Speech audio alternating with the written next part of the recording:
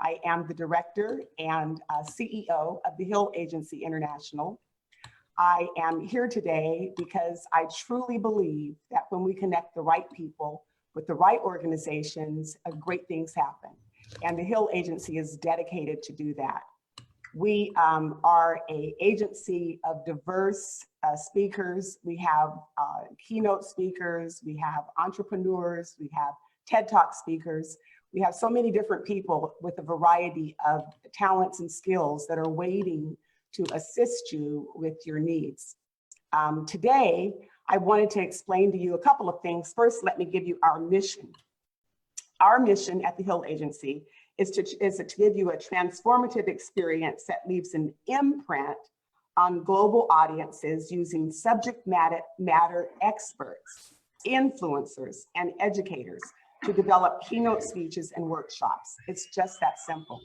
We're on a mission, and our mission here today is to give you a sample or example of what we have to offer.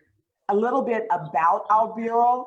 Our vision is to provide an experience through speaking that leaves an impact on 1 million audiences, members globally. We are an international bureau, and we want to take our message and our speakers all over the world. A little bit about us. As a speakers bureau, the Hill Agency works tirelessly to attract top speakers.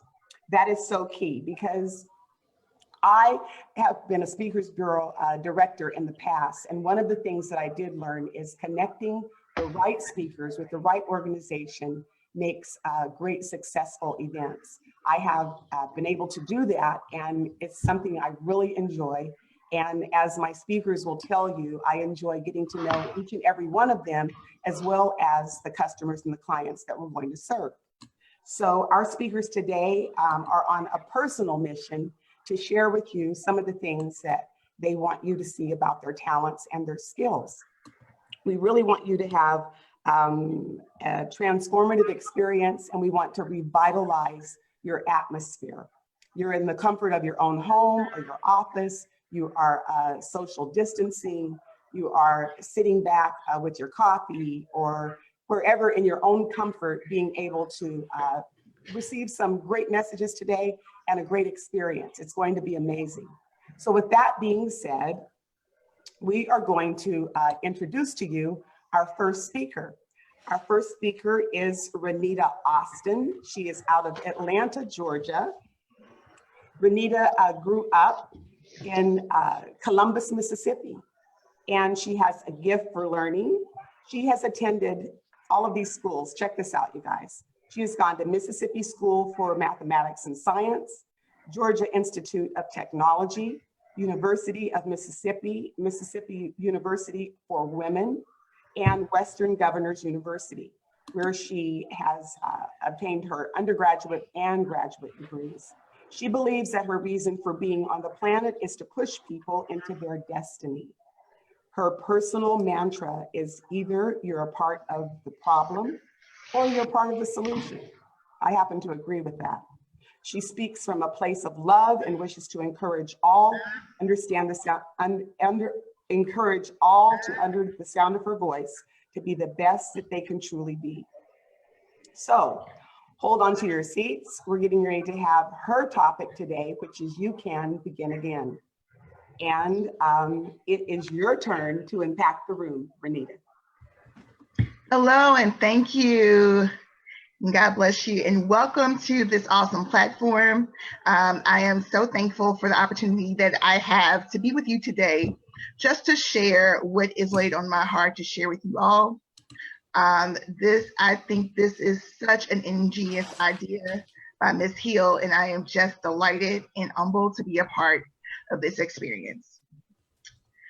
So, without further ado, let's get the party started, as they say. What happens to a dream deferred? Does it dry up like a raisin in the sun? Or fester like a sore and then run? Does it stink like rotten meat? Or crust and sugar over like syrupy sweet? Maybe it just sags like a heavy load. Or does it explode? Many of you are probably familiar with the short but powerful and historical poem that I just read to you by none other than Langston Hughes, called Harlem, that questions what happens when you have a dream that hasn't quite manifested yet. What do you do with it? Is it dead? Is it gone? Should we just bury it and keep moving? Or should we resurrect that thing and put life back into it? I believe that we've all asked ourselves this question when our life hasn't gone quite as planned, or dreams don't come to pass as we thought. Do you remember when you were a kid and you used to dream? Your teacher, your grandparents, your parents used to ask you, what do you want to be when you grow up? And we weren't afraid to confidently speak those things. Yes, I want to be a doctor. Yes, I want to be a lawyer. I want to be the president of the United States. I want to save lives. And we weren't afraid to speak that boldly and confidently in kindergarten, second grade. But what began to happen? What happened when we started to have limits on our dreams, and our dreams became, as some would say, realistic? They were colored with life. And someone told you, maybe you can't be a lawyer. No one in your family has even gone to college. Let's have a more realistic dream. What happened to our dreams? Somewhere along the way in our life, our dreams began to die, or at least it seemed that they did. We began to put our dreams to the side and we began to go for life. Maybe you got pregnant. Maybe you got married, or maybe life happened. Your parents got sick, like my father did. And life happened. And it felt like those dreams weren't going to ever come to pass. But I am here to remind you, to some, and share with others that you can begin again. I'm reminded of a story that I read as a kid in the Bible. For those of you that are people of faith, even if you aren't a person of faith, I would challenge you to just take hold of this popular story and get what you would out of it. I am of the Christian faith, but it's okay if you're not. And there's a story about a dreamer in the Bible called Joseph. Heard of him? He had the coat of many colors that his father boldly presented to him, made him hated by his brothers, and he was bold enough to speak his dream. He had a dream that one day he would rule over his brothers. Now, I don't know if he spoke that dream a bit prematurely, or maybe he shouldn't have spoken it at all. I mean, we can question all of that, but he did have a dream. And it seemed as life went on and time went on, that dream just wasn't going to happen. I mean, for those that are quite familiar with his time in prison, slavery, so on and so forth, we all thought that perhaps this dream isn't going to happen. But if you don't get anything out of that story, get that it's okay to have a dream. It's okay to dust the dream off and speak life back into that dream. Sometimes it's just a dream deferred, maybe not a dream denied. You can start a business, you can write that book. Whatever you do, don't be afraid to dream. As long as you have life in your body, then that dream still has life too, because that dream is inside of you. That dream is here, but it's also here in your heart. And if you are breathing, then that dream has life as well. Write the book again.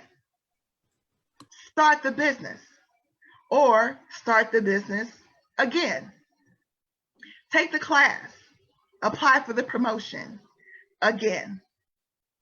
If you fail, then try again. See, sometimes what will happen is we'll try, that dream. We'll try that business. We'll step out on that word we call faith.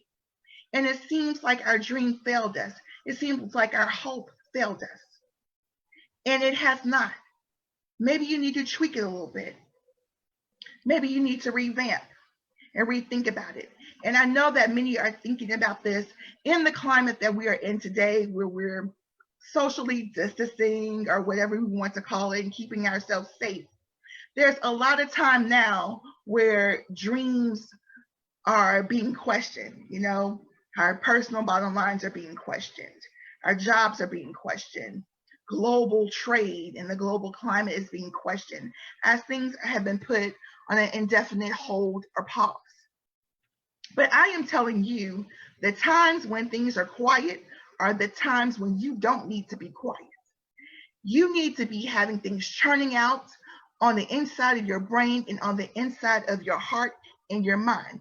When things get quiet, this is the time for you to start planning and for you to start strategizing. You need to have you a notebook, or, you know, for those that are digital, a laptop or a tablet, but you need to start jotting. You need to start planning. You need to be pregnant at this time. Now, I know people have been joking on social media about a lot of people really getting pregnant during this time because we're inside, but I'm talking about you need to be pregnant with some possibilities at this time. You need to be pregnant with your business and your books. Don't let this time catch you moping and lying on your couch and doing nothing. Get off of your couch. Get from under those covers and get up and dream again. Put life back into those dreams again. Use this time wisely. Oh, and remember Joseph? Yeah, that dream did come to pass. Now, it took some years, but that dream did come to pass. Now, this is what I want you to do at this time, me being your coach for this few moments in time. Number one, for your dream that was deferred or delayed, assess what went wrong the last time. And I don't mean like a pretty assessment. Oh, well, you know, we just weren't for each other, or it just wasn't the right time. I mean, you need to truthfully and honestly assess it with yourself. My marriage ended because I was a butthole. You need to be real about it. My business didn't work because I didn't have any sense. I didn't study it enough. Be real with yourself. Make a true and real assessment, okay? So that you can really iron out what went wrong. Number two, I want you to cry and I want you to grieve or do whatever your grieving process is over what went wrong. Let yourself mourn that relationship.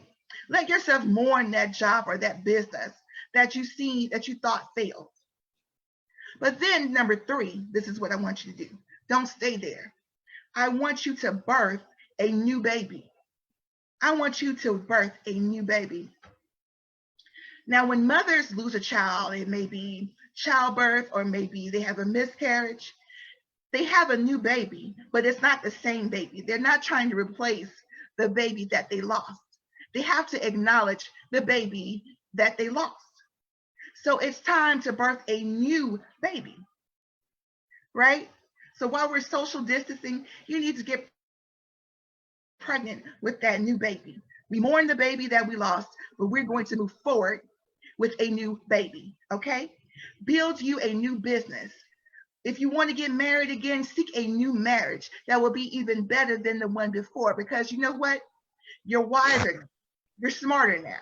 You're going to be a better you than you were before. You take in what you learned from what you buried, and you've resurrected yourself, and you're going to go and you're going to do it again. You can begin again. It is not too late. You are breathing, and you can begin again. This is Renita Austin, life coach extraordinaire, saying God bless you, and you can begin again. You guys have a great day. Excellent. Thank you, Renita. Thank That you. was great. That was awesome. Renita talked about some of our dreams are being questioned.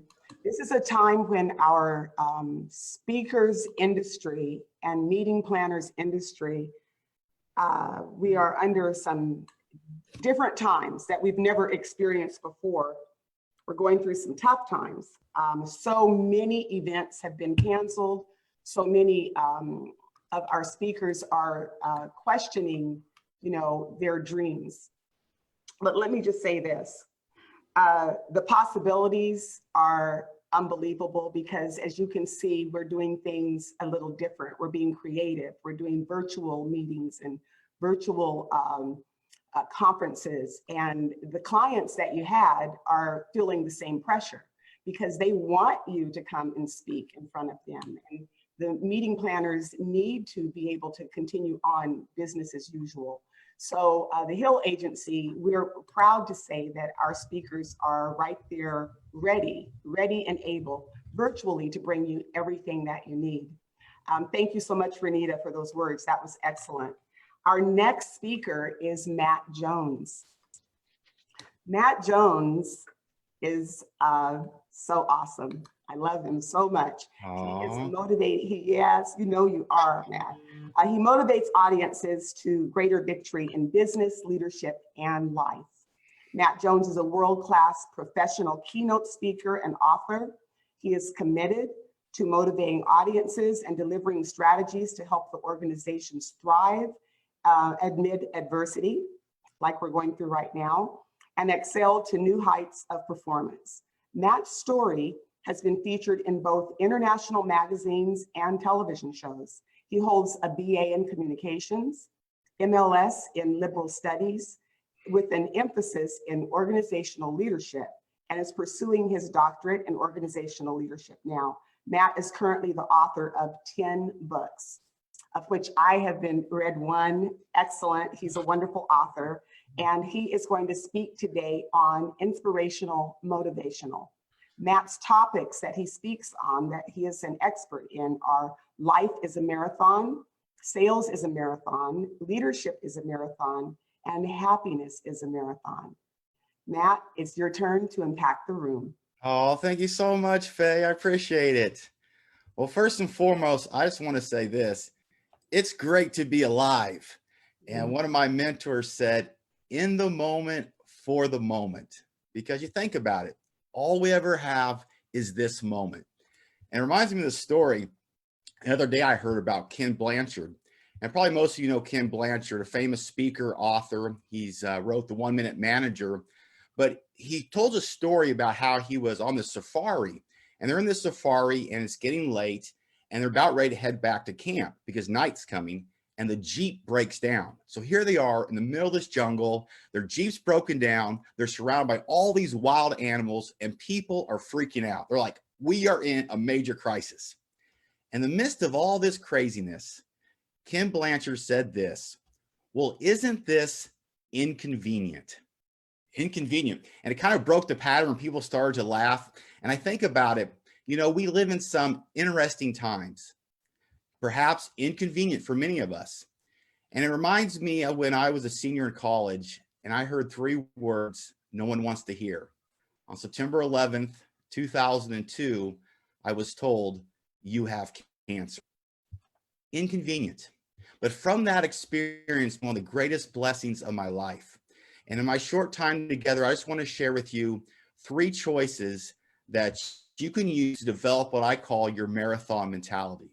And your marathon mentality is this mindset to push through the walls of negativity, setbacks, and obstacles to cross your finish line and achieve your victory.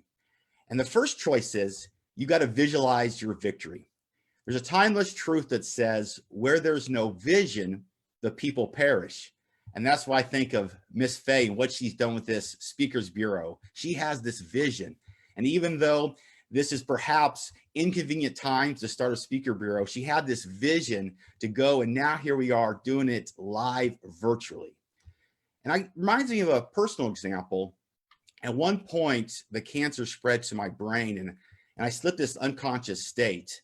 And when I came out of the unconscious state, I was sitting on this hospital bed, downtown Kansas City, Kansas. And I had these tennis shoes on and my laces were untied.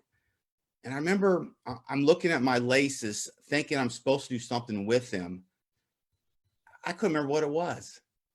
And in the hospital room that day was my dad, and And he walked over, and just like when I was 5 years old, he reached down, he took a hold of my laces, and he tied my shoes.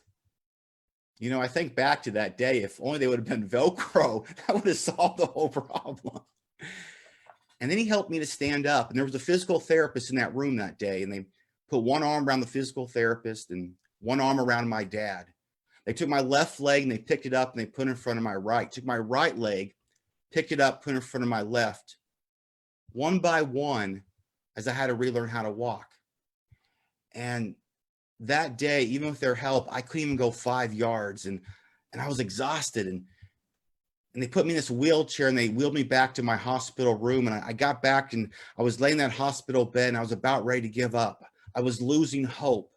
I said, how can I do this? I can't go another day. But there was this small voice, quiet voice in the back of my head that had this crazy vision of running a marathon. And to this day, I'm pretty sure it's all the medication they had me on. I mean, 26.2 miles. I couldn't even go 5 yards. But I lay there in that bed and I visualized that victory. And it brings me to the second choice. You got to take action. You see, if all I did was lay there in my hospital bed, visualizing my victory of running a marathon, it never would have happened. And my goal was, I just wanted to be able to take one step by myself. And after I took that first step, my goal was to make it down the hospital hallway and back. And 2 years and 4 months after visualizing my victory, 2 years and 4 months after taking action, I made to the starting line of my very first marathon, the San Diego Rock and Roll. And there was 22,000 people. And right before the starting gun was ready to fire, this little voice in the back of my head spoke up. Matt? I was like, yes. That voice said, what are you doing here? Don't you know only 0.1% of the world's population has ever completed a marathon? You can't do this. How many know about a small voice I'm talking about? You see, the biggest challenge that you and I will ever face are limiting beliefs, the negative self-talk, the self-defeating inner dialogue. And the third and final choice I want to share with you today is you got to elevate your attitude. It reminds me of something Charles Swindoll said. The single most significant decision that you can make on a day-to-day basis is your choice of marathon, is your choice of attitude. And so I told that little voice 2 words, hush up. The starting gun fired and off we went. And I got to tell you this, what a feeling. I'm coming down that final stretch. I had gone 26 miles.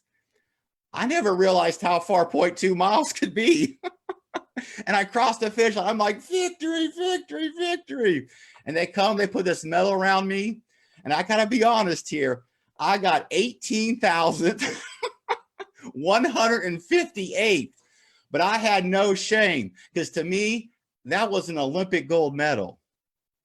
And I want to share this.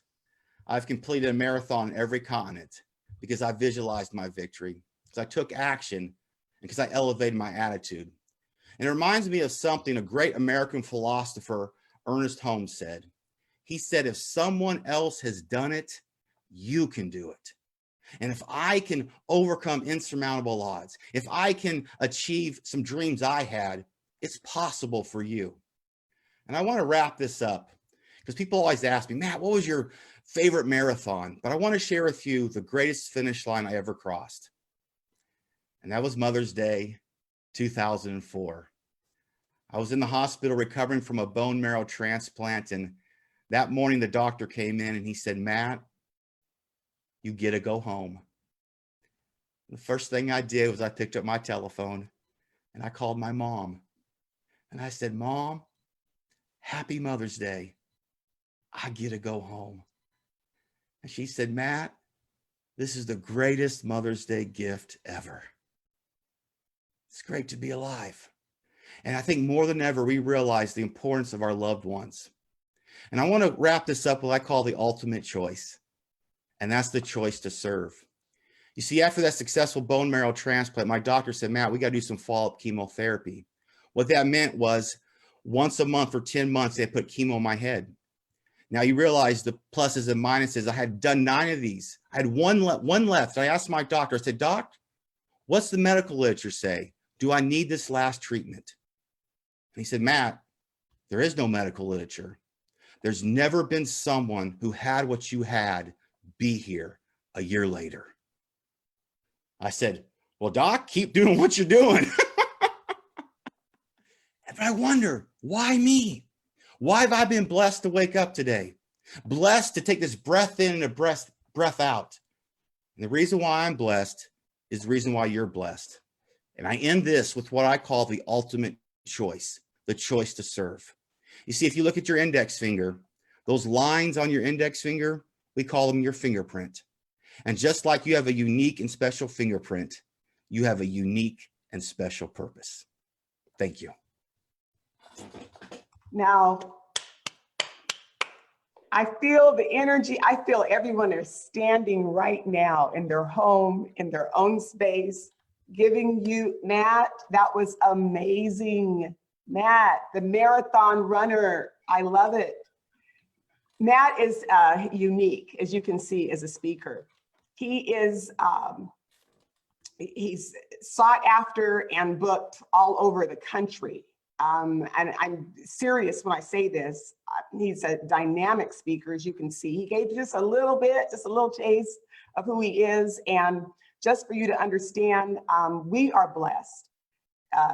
Matt is blessed to still be here with us, to share with you his story and what he has come through. But more than that, his energy on the stage gives each and every person in the room, as you can see, just the feel of who Matt is and what he brings to the table. So thank you, Matt, for that. Thank you so much. That was awesome. It was awesome. And with that being said, next, our speaker that we're getting ready to have come up is Chad Harrigan. Hey, Chad. Chad lives by one rule above, hey there, he lives by one rule above all else. Life doesn't just get to happen to you. You get to happen to life. Wow. Chad is a life consultant and graduate of Oakwood University. He became an ICF certified coach by way of master's program in leadership and executive coaching from the University of Texas at Dallas. He believes that greatness is a journey and not a destination. He makes it his job to help people find the opportunities hidden in their challenges. He helps his clients find strength and courage to take to the world. He brings humor, passion, expertise, and clarity to every talk he gives. Chad says that you can be great being exactly who you are. Chad is engaging, insightful, and entertaining and empowering. He believes that if listeners can approach their life with intention and attention, they can start to live life on purpose. They can overcome any challenge and any trauma. Chad is going to come to us this morning and speak a little bit about hope on demand. It's your turn to impact the room, Chad. Hey guys, how are we today? Wow, Matt and Renita. It's kind of funny how things tend to just line up because the order's been changed. And I don't know if Faye knew what she was doing when she changed the order, but it just kind of seems to be working perfectly. So I'm in my mother's house about 3 months after my son dies. And the thing that so wonderfully defined my life is gone. I didn't see myself as a father anymore. I'm broken. Absolutely and totally broken. I had to watch a team of medical professionals desperately fight to save my son, and all I could do was stand at the door feeling helpless and powerless and ineffective as a father. I had absolutely no hope, no options, no possibilities. Hope is a noun. Webster's defines hope as the feeling that what we expect will happen. Hope is the promise of something better. Hope says, I think I can. We have this really interesting existential connection with the feeling of hope. It's why we love superhero movies. It's why we love romantic stories where the lovers fight to be together and they get together at the end. It's why we love the underdog. Hope says, my future can be better than my past. Hope actually helps us deal with depression, anxiety, stress, trauma. Hopeful people believe that they have the power to impact their lives and situations for the positive. There have actually been about 2,000 studies on the phenomenon of hope. And in all of them, every single one, hope has been the #1 predictor of a life well lived after surviving trauma. So I'm sitting in the room at my mom's house. I've locked myself in there for 30 days. I haven't slept for 60. I'm looking at a bottle of pills, wondering if I can just make all this pain disappear. And a thought occurs to me. Is this the way I want to honor my son? Is this the man I wanted my son to see growing up? And I had to make a choice to do something. I had no idea what, but I had to find some way to take that negative energy and channel it into something positive. So slowly but surely, I start to crawl out from the rock I crawled under and start to reinsert myself into the world. It's at this point where I had to engage hope as a verb. So if hope is the belief and expectation that my future can be better than my past, as a verb, it also says I have a part to play in it. Hope still says I think I can. Now, at this point, I still didn't feel hopeful. But the psychology of hope says I don't actually need to feel it in order to do it. What if I tell you there's actually a formula for hope? There's a process. I work with my clients who are struggling with depression, anxiety, substance abuse, suicide, gender identity. And we work through these 3 major parts. They are clarity, strategy, and activity. So clarity is our goals, our vision, the stories that we're telling ourselves. Because we need to know where we want to go. We need to actually have some idea of what it looks like to see ourselves being, having, achieving, doing. We need to know what it's going to feel like when I do that. What it's going to feel like when I'm not here in this pit of despair, but when I'm there, where the grass is greener, where things are better, when I'm starting to feel normal again, when I'm starting to feel like the self that I know I can be. So here's how it works. Once you've got this clear vision, because we're building awareness and awareness is king. Once you get this vision, this clarity, then we move to strategy, and our strategy is our pathway. And we have to start with who we really are as a person and where we really are in life and figure out how to get from here to there. Then we've got to identify the challenges that are going to get in our way. Because remember, hope is the ability to recognize opportunities, options, possibilities. When you feel hopeless, it's like how Matt said, he couldn't go 5 yards. He could have chosen to just say, this is it. This is all I can do. But he chose to see other options and possibilities. And then he went longer and longer until 5 yards turned into how many marathons, Matt? Countless. 8 or 7, I can't count. But you have a choice to make. Once you have your strategy, you've identified the challenges, because you got to remember they're not all external. A lot of these are internal challenges. Yeah, I know I need to lose weight. Yeah, I have the videos. I have the gym subscription.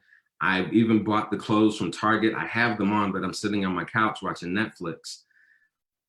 It's not the problem that I don't know what to do. It's that I won't do it. And I don't trust myself to do it because I've let myself down so much in the past. Obviously, this is all there is. When I see other options, I'm able to apply creativity to my situation. I'm able to figure a way around it or I'm able to push through it. And that says, if this happens, then I can do that. If this happens, then I can do this. I think I can. And over time, the narrative starts to change. Our language starts to change. Neurolinguistically, we start going from, I can't do this to, well, I may not have this much, but I've got this. I may not be able to see all the way to the end, but I can at least get started. I may not have this amount of money, but I have this amount. Maybe I can do something with this. I think I can. I think I can. I think I can. The beautiful thing about hope is it doesn't take a lot. It just takes a little. All you need is enough to take one step, and then the next step, and then the next step, and eventually you've gone the distance. You can turn around and see where you've come from. Because you don't have to believe it in order to do it, you can actually build the belief by seeing yourself do the steps successfully, breaking them down into chunks, being able to tackle one thing at a time, and you build that confidence. The story starts changing for you. The language you use starts changing. You start building hope when you need it, when you want it, on demand, just as it's supposed to be. Hope isn't just for the perfect. Hope is for the progressing. I am a father, I am a husband, I am a creator, I am a survivor. And I'm here to tell you, you don't have to wait for things to be perfect to start living life. You can live today. You can live now. Thank you. Dad, awesome. You know, you guys have only heard 3 of our speakers so far. And let me just say this. I'm sure you can identify with something that somebody has said already in the first 3 speakers. We are excited to be here. Every single one of our speakers in their own right have extreme talent and gifts. And as you can see, virtually, you can still pick up exactly what they're, as if they were speaking to a room full of people. Thank you so much, Chad. That was excellent, awesome. And we have shared our stories together. So Hope on Demand is something important for me as well. Thank you for that. Our next speaker up, oh my goodness, you guys get ready, get ready, get ready. Hold on to your seats because our next speaker is Judy Hoberman. Judy has so much experience and her bio is so long. I'm just going to touch on the highlights. I'm just going to tell you a little bit. She is the president of Judy Hoberman and Associates, a company focused on empowering professional women. She's an international speaker, trainer, executive coach, author, radio show host, and mentor. Her 30 years in business have given her both knowledge and a sense of humor about how men and women lead, sell, manage, and recruit differently, so differently. She will enlighten you today, help you learn how both genders can support each other's successes. You are going to hear her, she engages with her audiences from 10 to 10,000. Judy is a TEDx speaker. She has completed certification from Cornell University's College of Business in Women in Leadership and Women in Entrepreneurship, adding to her previous degree from Queens College, New York. In New York, she was named as a woman to watch for International Women's Day 2019 from Thrive Global. She was awarded the Character and Integrity Award for her distinct and significant contribution to sales producer success. Judy was a finalist for the Women of Visionary Influence Mentor of the Year. And like I said, I just gave you a little tiny bit about Judy. There is so much more to say. Her topics of expertise are 7 essential qualities of leadership, selling in a skirt, succeeding in today's market, recruiting is the easy part, retention is hard, marketing gets you known, sales gets you paid, how to attract the real decision makers. Today, Judy is going to speak about limitless bravery, leading with influence, and selling with authority. It's your turn to impact the room, Judy. Thank you so much. Oh my goodness, I cannot believe the speakers that have been in front of me and can't wait for the ones behind me because it is so impressive when you get to share your brilliance. And Faye, I have to thank you because it was your vision and your innovative thinking that brought everybody together. So, kudos to you and bravo to you. And what I want to talk about today is limitless bravery, and because this is when our leadership is being tested. So I'm going to start with taking you on a journey. And I think that there might be a slide. There you go. All right. Thank you so much, Derek. Okay, so the reason I put this up is because I have to take you on a journey of how bravery is part of leadership. And I want you to really think about where we are and what we do every single day. So when you think about bravery, it's a giant word. It usually conjures up thoughts of about, a fireman or fire person these days that will whisk somebody out of a building, a burning building, a child, and bring them to safety. Or it's a surgeon that comes to tell you that the surgery went great. And those are the things that we think of. But when we look at them, we say to ourselves, can I be that brave? Can I be somebody that has that much courage? Or is that just something I'll never amount to? These people we look at as exceptions to the rule. The problem with that is when you overlook what you do every single day, we rob ourselves of the ability to lead and to influence and be brave in our own right. So what happens is there's always a story that conjures up a thought for you. And I want you to listen to this story. I'm going to paraphrase it because obviously I don't have, a lot of time, but I want you to hear the story. And the reason I want you to hear it is because it is an example of bravery. So there's a grocery store that hires baggers with disabilities. And every single day there's one bagger in this particular store that shows up, that does all the things he's supposed to do and interacts with customers. And he's been there for a very long time. But one day there is a very impatient customer, and the customer is tapping his foot and he's looking at his watch and he's making really horrible remarks to the bagger. And he calls him, horrible names, even using the R word, which is not in my vocabulary. And then he calls him a dummy. And so the bagger looks at him and he says, I can add and subtract and multiply and divide, and I never get anything wrong. So I'm not a dummy. Well, everybody that was around him started applauding because here was this young man who did not listen. And, when we talk about the internal voices that we hear, he did not listen to any of those voices because he could have. So what he did say was, I'm not a dummy. I am here for a reason. No fire, no blood. Yet it was one amazing act of bravery that this young man did just by showing up and understanding what he brought to the table. So this video went viral. And how many people do you think this man influenced? Thousands, millions. How many people did he inspire with his air of authority? Because he knew what he did and he knew his job really well.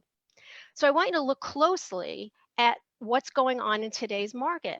What's causing people not to show up as the leader that we are? Are we so overwhelmed with the changes that are happening? Is it us that can't change? Is it us that can't lead? Because many times the problem truly is us, and we don't want to acknowledge that. But what is stopping us from doing that? And remember, somebody's always watching what you're doing. Somebody's always looking to see how you react, and we only have control about what we have control over. So with all the things that are changing in the world today and in our marketplace and everything that's happening, we have control of how we react. So the big question that I want you to think about throughout the rest of my time with you is, do you know your people? Do you know what makes them tick? Do you know what happens, why they're with you? Do you know why they're working with you? Do you know why they stay with you? Do you know anything about them? Because I want you to remember there are people on your team, there are people that are your resources. You need to know them. You need to understand that what they do and why they do it. So I have 5 tools for you. And if you look in the very middle of the slide, there is a flame in a heart. And I want you to think of the fire because we're going to create how we're going to put this fire and build this fire for leadership and for sales. So the reason that I put it with a flame is because the acronym, and I work lots with acronyms, is really FIRE. So it's find, interest, relationships, engage, and secure. So the very first step is find. As a leader, we have to find and seek out what the problem is. Now, again, the problem could be you. The problem could be the environment. The problem could be the economy. The problem could be anything, but you have to look closely and see what's affecting the way you're able to lead. Again, know your people, because when you know what's going on, you can listen and you can adjust. This is a time for flexibility and an adaptability. This is adaptability. It's not even a word, adaptation. You have to be able to make sure that you can roll with it. And some people are saying it's too hard. I'm just going to wait for the storm to be over. You can't do that. You have to be able to be flexible. So again, know your people. The second one is interest. You have to be an open book at this time. You have to understand that communication is key. How do you talk to your people, your team, your resources, your vendors, your friends, your colleagues, your family? How do you communicate? Now, if you remember, there's lots of different ways that people like to be communicated with. Remember that there's always 5 generations that are around us. Some people like texting, some people like phones, some people like, person to person. Right now, while we're doing social distancing, you can't be in front of a person to watch what they're doing, except if you decide to adapt and use something like Zoom. You can watch people, you can see how they're looking at you like, what does that mean? So be an open book, take an interest in somebody, because you have to understand there's different genders, different cultures, different everything right now. Be an open book, learn how to communicate. The third one is probably the most difficult because it's about relationships. And when you talk about relationships, you have to have a lot of courage because you can get hurt in a relationship. Whether it's a love relationship, a personal, professional relationship, you can get hurt. You trust people and they come in and they're not what you thought, no matter what the relationship is. So, what I always talk to people about is get interested in them. Start asking open-ended questions. Get them to have a conversation with you so you can understand how this relationship could possibly be. You want to understand what drives them, what moves them. And guess what? It's time to know your people again, because you're looking to a way for making their journey faster, easier, more engaged. What could you do to make it more enjoyable? That's where relationships really flourish. And always, always, always, I ask this question all the time.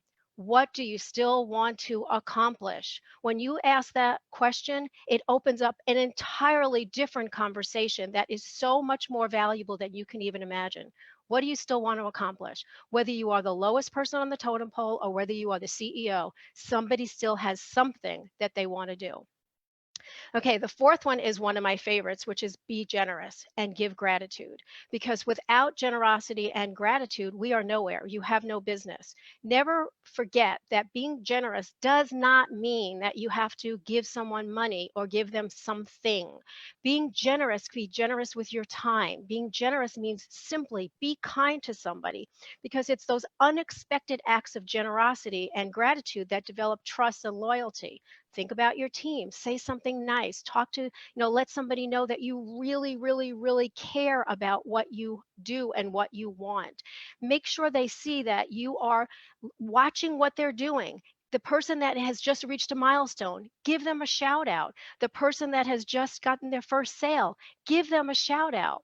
Now, let me talk about something that's totally on the other side of this. What if you don't know how to be generous? What if it just comes naturally? I mean, for me, every single day, I say something kind to somebody, because you never know when they've heard the last kind thing.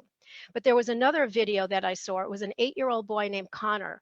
It was his first day back at school. He's an autistic child. And so his parents were telling him how amazing this was going to be for him. He was all excited until his parents left. And he melted down. It's too many people, too loud, too overwhelming. And the people around him, the teachers, everybody that was in the office, they didn't know what to do. So a little boy named Christian, same age, saw him melt down, walked over to him, took his hand, and walked him to his classroom. They're now best friends, and all he needed was that little act of kindness. So what can you do today that can turn somebody's life around by doing something little? And the last one is secure. So you want to secure your niche, which means you need to own your authority. You need to sell with authority. What can you do? What can you show somebody that you're the authority and that you're also makes you stand out? Why do people want to do business with you? You want to make sure when you choose your niche, they are identifiable, they are a place where they congregate, and they have a special need that you can study. There's your niche. So make people see what you want to show them and how it is that you can be the expert.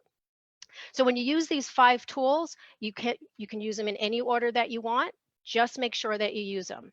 The truth of the matter is we all make very hard decisions and we have to adapt, we have to change, we have to reorganize. Today, the way we connect, the way we talk, the way we say hello, the way we care for ourselves is very different. So change is inevitable, growth is optional. Are you going to shine and let your brilliance shine, or are you going to go and wait? So the last message is, and the final message, which has been through this whole thing, is know your people, know what makes them tick. You have to be able to lead with influence, sell with authority, and make sure you're interested in them, not interesting to them.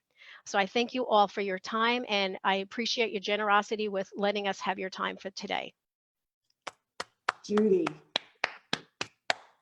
Now do y'all understand what I was saying as far as Judy Hoberman and all that she has done, continues to do, and who she is? Thank you. Unbelievable speaker, very seasoned, very knowledgeable, and clearly very engaging, encouraging. I know you all received a lot from that message. Thank you, Judy, so much. I was also going to say about Judy that she is the host of a weekly radio show on the C-Suite network called Selling in a Skirt, and has been the gender expert on Fox News Radio. She's appeared on CNN Headlines, ABC, CBS, CW33, and Good Morning Texas.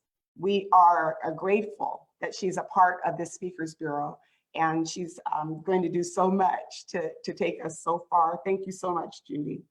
Know your people. I hear you on that, like I know you. Thank you, Judy.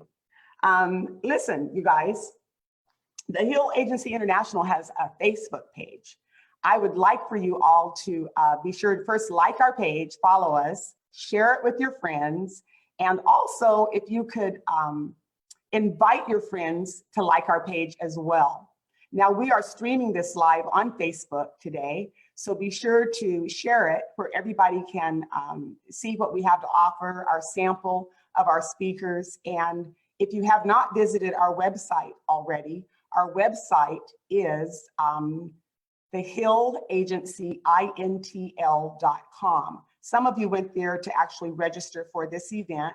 And if you have not, you can see our complete roster of speakers. Today is a sample of our speakers. It is not all of our speakers. Everybody was not able to attend today, but we do have some amazing speakers on our website as well. Some of them you will recognize.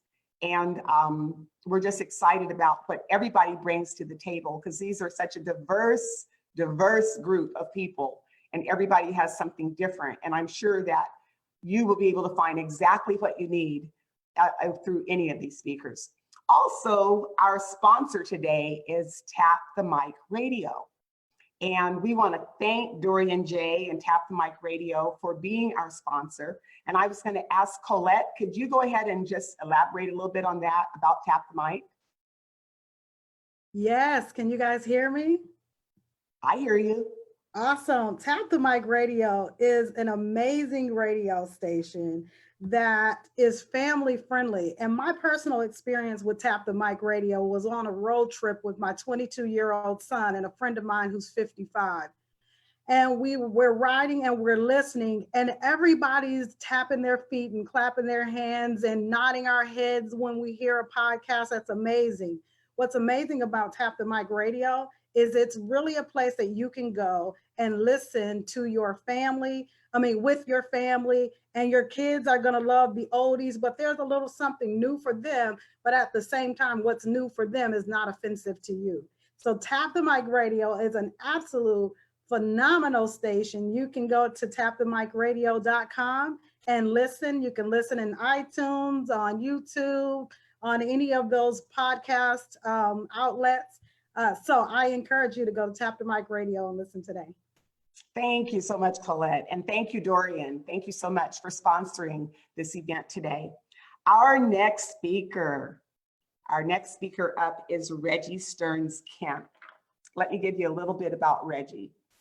Reggie is an engaging, thought-provoking speaker Whether bringing a keynote address or participating in an expert panel, Reggie draws in the audience and captivates them with her wealth of knowledge, experience, and gentle approach to life's most delicate subjects. Her topic areas are vast, spanning than ever, so popular lecture topics of things like love, relationships, marriage, leadership, innovation, business, contracting, and productivity, to the off the beaten path areas of design, tech etiquette, and mentoring. She is calm, creative, and classy, the 3 C's. It all excludes her from an effortless fashion. Reggie is well-traveled, loves camping, golf, and meditation. Reggie has been featured in publications such as Forbes, INC 500, and CNN Money, to name a few. Her topics of expertise we have already gone over, but what she's going to speak about today is global standards, not in the cleaning industry. This will be a real interesting talk, you guys. Listen to this, because it's something that's very important during this time of uncertainty and everything that we're going through. So Reggie, it's your turn to impact the room. Faye Hill, thank you so much for having me. Is that better? Can you hear me? Reggie, you have to mute one of your devices. Right. Okay, good. Thank you, Clint. Yes. 1 second. Can you hear me now? You have to mute turn off one of your devices, Reggie. Just turn it off. Not your phone, because that's the one you're using. If you've got your laptop up, just turn your laptop off. Very good. There you go. Now we can't hear you on your phone. You got to unmute your phone. Can you hear me? Yes. Perfect. So I had a couple of visuals up, right? Because I needed to show you guys something. But my name is Reggie Stearns Kemp, and I'm so excited to be here today. Can you see me?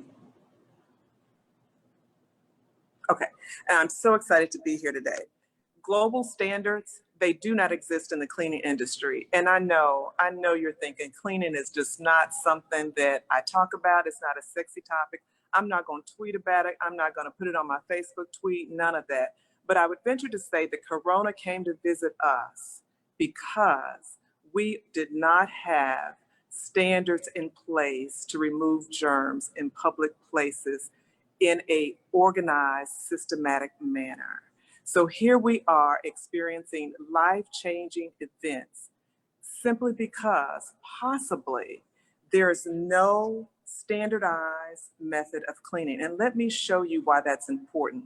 I travel a lot with my business, and I've watched a lot of videos. In different countries, and even in America, if there's not a certain path for them to follow, people will just do anything.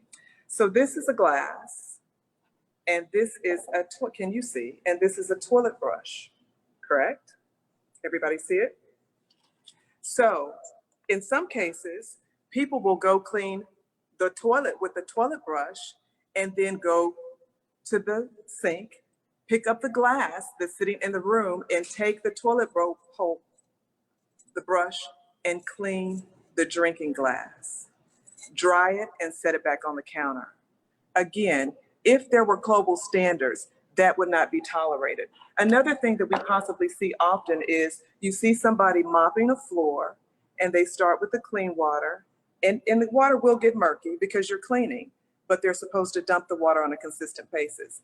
But then oftentimes you'll look down and you'll see someone cleaning and mopping, and they're believing that they're doing an excellent job. However, they're not, because they're transferring germs. Clean water, dirty water. It is so important that globally we understand the importance of coming up with a unified standard by which we can follow. It will prevent people from getting sick. I owned and operated a cleaning company for over 20 years. And every time we had to do go out for a bid or a contract, we would have to do what's called a mandatory walkthrough. So that required that we travel to a lot of different places. So one particular year we went to the city of Alabama, and we checked into a 4-star hotel. And every time I've traveled, because we're in the cleaning industry, we would always get to know the service people everywhere we travel. So we're in this hotel, we're recruiting people for our new contract, and we're talking to the cleaning crew. And then finally, about after 5 days being there, they confessed to me that they had been cleaning sheets without detergent. That 4-star hotel had run out of detergent, liquid detergent to clean sheets and towels a week and a half before we arrived. Okay, so that's one reason. Another reason why this is so passionate to me, when you travel, and I don't want to seem like I'm being hard on the travel industry, whether it's transportation, hotel, but when you rate a hotel, luxury 5-star rating has nothing to do with the cleanliness of that facility, right? And so when you travel, oftentimes now, when you arrive, you are hoping that that room is clean, sanitized, and disinfected.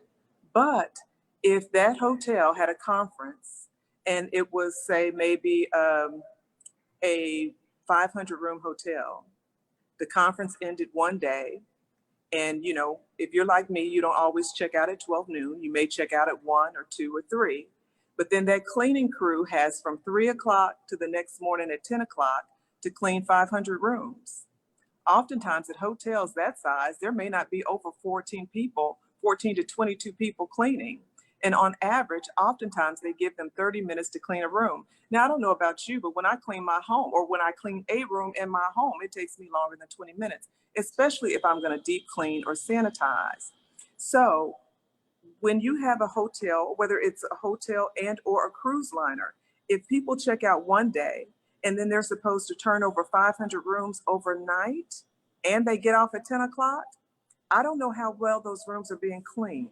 And again, I'm not coming down on the hotel industry or the transportation industry, but these are just things that we have to be aware of, because even though we may not want to talk about cleaning, it is a conversation that we need to have. So one more example that I want to share with you about cleaning. Oftentimes when you think about cleaning, you think, oh, anybody can do it, or, that has nothing to do with me.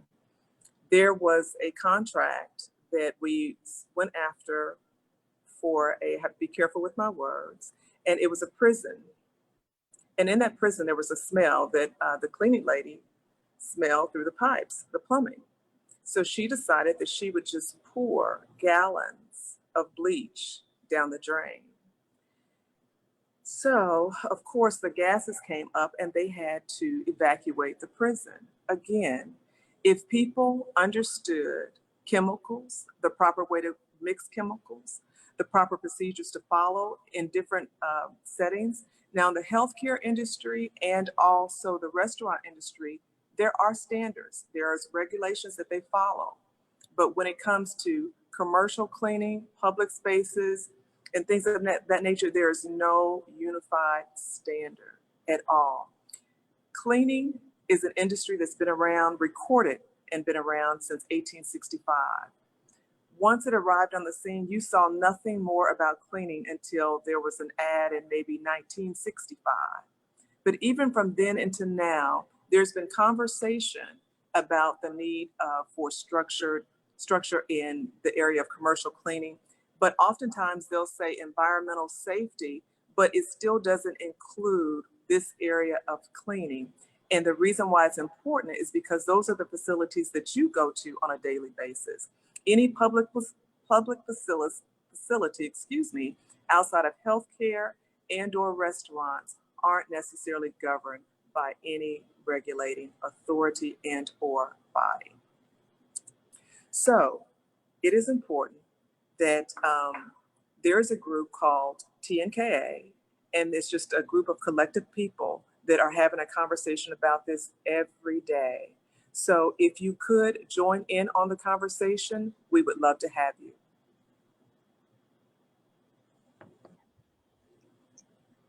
Is that the end for you? It is, unless you have questions for me. I'm normally doing this on a roundtable, and there are, so many other scientists and product owners and things of that nature, but yes. Well, so here's what I was thinking. So your topics are love, relationship, marriage, and you are an expert in the field of cleaning. And let me just say cleaning. to you, I appreciate you choosing this topic today, because who would know? Well, No, seriously, who would even know? It's not even anything I would even think about.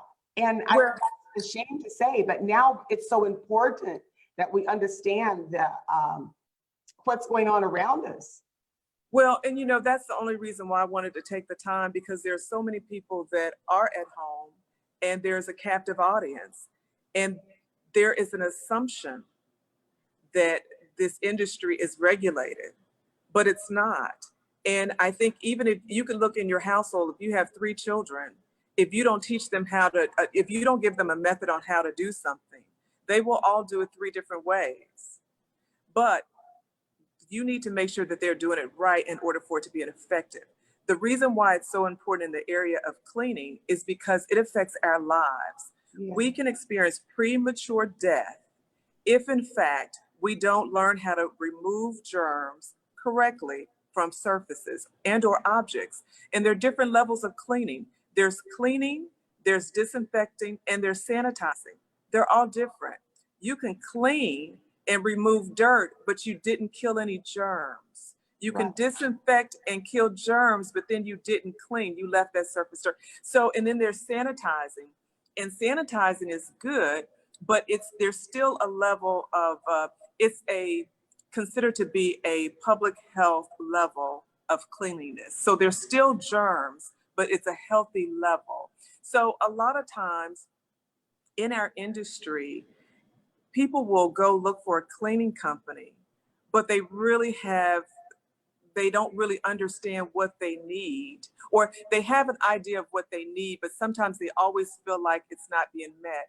And again, that goes back to the fact that there's a lack of standards. So they have no way to monitor that, or even truly decide or select a company that they feel like can meet their needs in that area. Reggie, you know your stuff when it comes to cleaning. I'm serious. And I just want to thank you for giving us and sharing your knowledge with us today, because many of us on this meeting did not have a clue.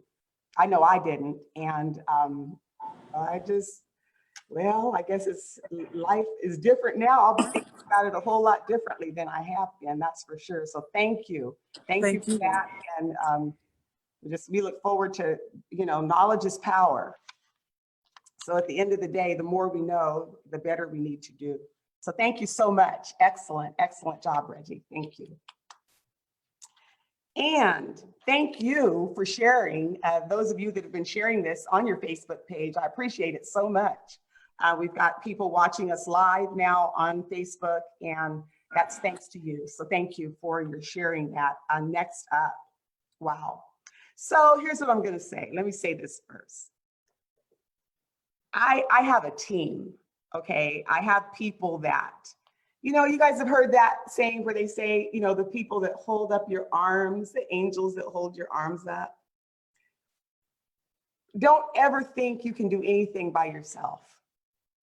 That's the worst thing anybody could ever think, is that I've got this, because no man is an island, number one. And the second thing is nobody has enough knowledge to know everything. You've heard people say all the time, surround yourselves with, people that know what you don't know to be successful. And I just want to say this about Colette before I read her bio to you. She, from day one, has been not only shared her knowledge and her skills and her talents and everything with me, but she has surrounded me with love, and I have so much appreciation. And I'm a real big crybaby, so don't be surprised if a tear or two falls down, because between Colette and the person that's running this the slides for us, Derek Butts, who will you will hear from later on, these guys have been there for me in an amazing way. And I just want to personally say thank you so much. I want to publicly say thank you to you for your love, and all that you've done to surround me. But let me tell you a little bit about this lady. Let me just tell you who she is. Colette Portis. She is the CEO and managing partner of Red Development Group. Colette is a MED and has proven to be a serial entrepreneur and profound speaker for real. I've heard her speak many times.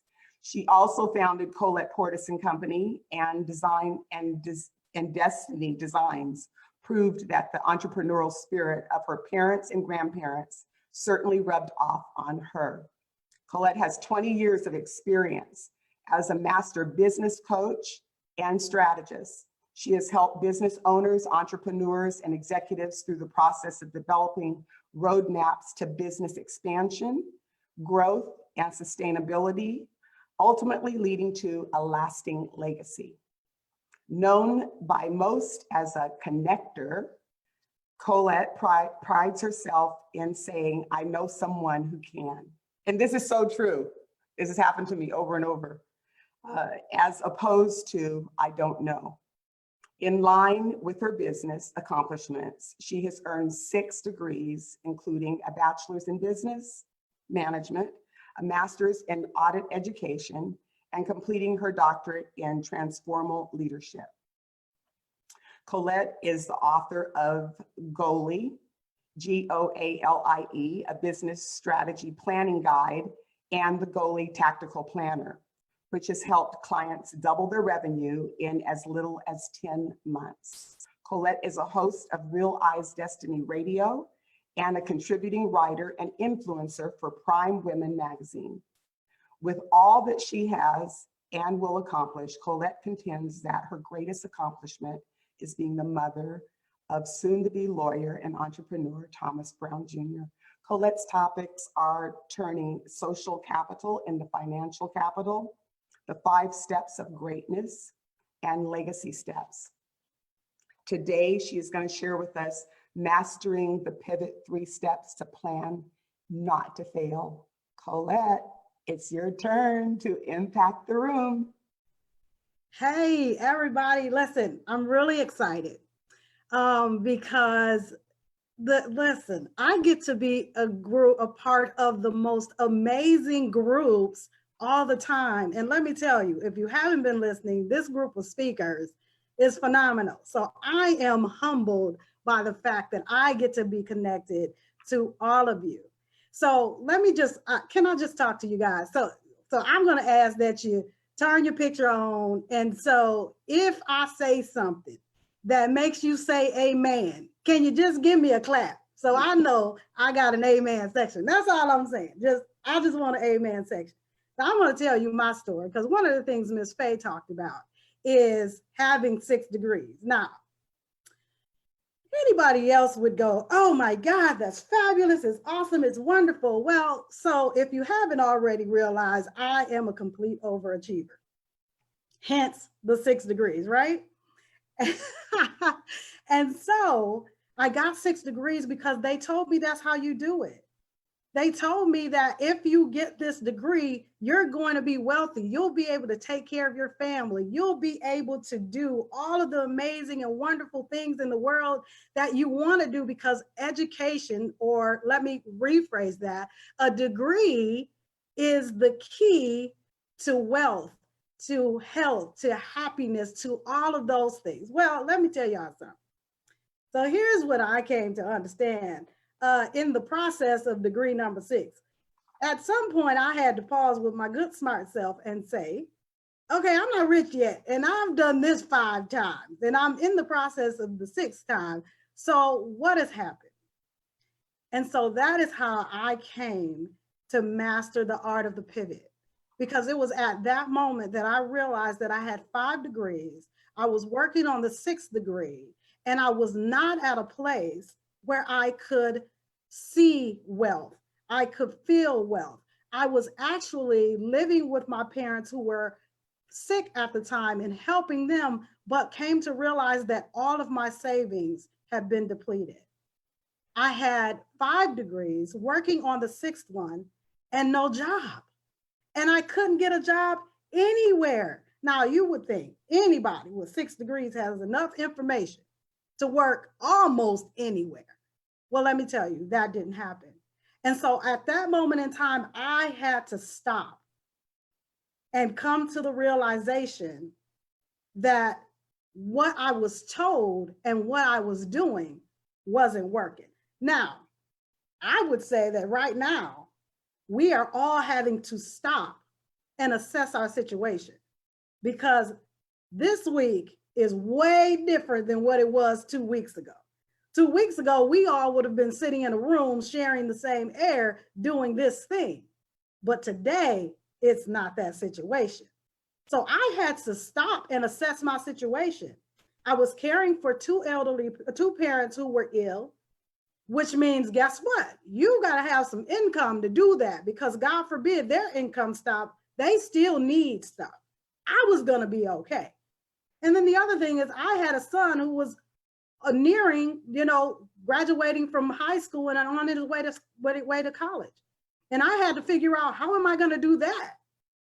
So I had to stop and realize where I was at. And then I had to determine, what direction am I going into? I was at a fork in the road. I could have moved away from my parents and say, you know what, Colette, just go get you together and then come back and take care of your parents. But honestly, that wasn't a realistic option. I couldn't do that. Who leaves their 2 sick parents to go, you know what, just take care of you? Nobody does that. And it's easy for us to say that. And sometimes it's easy for us to tell someone else to do that.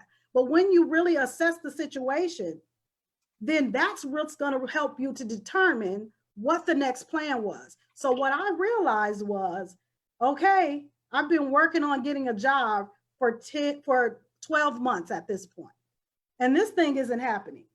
Now, I will share this. What I knew for sure is that God told me 15 years prior to then to start my business. I was afraid.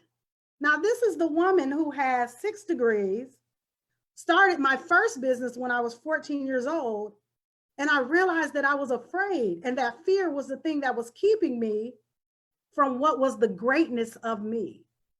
And so I had to determine, first of all, what was my plan? And when I started to think about what was my plan, I had to understand what was my lane. And when I realized what my lane was and what I've always done, literally since I was 16 years old, I was coaching. I was coaching executives. I was coaching business owners, and I was helping them grow. And I was doing all of this amazing thing that still blows my mind to this day, that I was doing that at 16 years old. But I had to realize who I was, and I had to realize what my lane was, and I had to come to an understanding. And Judy said this earlier. I had to be comfortable with taking ownership of who I was and what I do and what I'm great at, in order to stand in my purpose and become who I am today. And what I did, what I realized, was I had to make that choice. And as Matt said, I chose to serve. And because I chose to serve, I didn't just choose one place of service. I chose to serve myself, which I had to realize that first, that had to be my first choice, because I couldn't serve my sick parents without me being healthy. So I chose to serve myself. I chose to serve my parents. I chose to serve my son, and I chose to serve my community. And as a result of that, I was able to develop a plan. And when I developed that plan, it was from that plan that right now today, I'm able to run 3 businesses. Run 3 businesses. I'm able to speak. I'm able to be a contributing writer. I'm able to be a radio host because I developed a plan.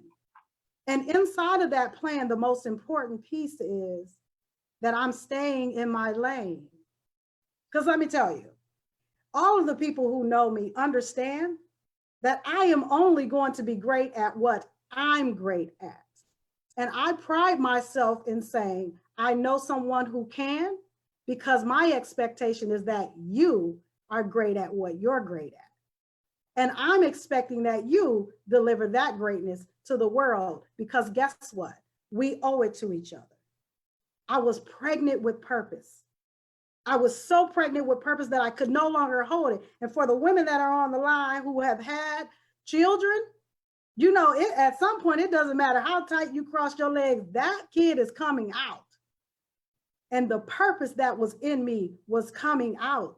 And it felt like if I didn't let it out, my whole body was literally going to explode. And so I had to get it out. And when I got it out, and the getting it out was the part of the getting it out was the plan, putting together my plan and then following my steps. Now, let me tell you something. This is talking about the mastering the pivot, because what happens often is we come up with these fabulous plans and then it doesn't go as planned. And so what did that mean? That meant I was back at the top again. I had to stop and assess my situation. I had to determine what my plan was. And then and only then could I get back into the driver's seat and drive this thing to the next destination. Because I'm hoping that you all know, like I know, that there's not one destination. This is a journey, and it doesn't happen fast. But we have to slow down and smell the roses on the way. Sometimes you just have to stop and look around. Sometimes the assessing is just being quiet. I was having a conversation with my business partner last night, and she was telling me a story about her grandmother, and her grandmother who talked a lot, and eventually they told her grandmother, if you don't stop talking, we're not going to take you home. And grandma just hushed. She said, because she going home. So I'm just going to be quiet so that I can get home. The key is always to know where you are. The key for us today, right now, is to really slow down, get quiet, realize where you are, realize where we are as a community, realize where we are as business owners and speakers, realize where your family is, realize what you have in just your home, assess your situation. And once you've assessed your situation, then you can determine what about my situation needs to change. What have I done before? What is working? What's not working? And what's missing? When I can realize those things, I can plan to win, because anybody who knows me knows that Colette don't fail. I only win. Failure happens when you stop. So I always say, can't stop, won't stop. That didn't mean that I didn't have to pivot. That didn't mean that I didn't have to change directions. That didn't mean that I didn't have to connect with someone else. That didn't mean that I didn't have to go back to a past connection, which is why you never burn your bridges, because we just don't know how we're going to need someone. I want you to take away from this today that you are going to have to pivot. And today will not be your last day of pivoting. But what I want you to do is begin to enjoy the pivot, because it means you get to learn new things, build new relationships. Enjoy the pivot. Connect with new people. Become your amazing self.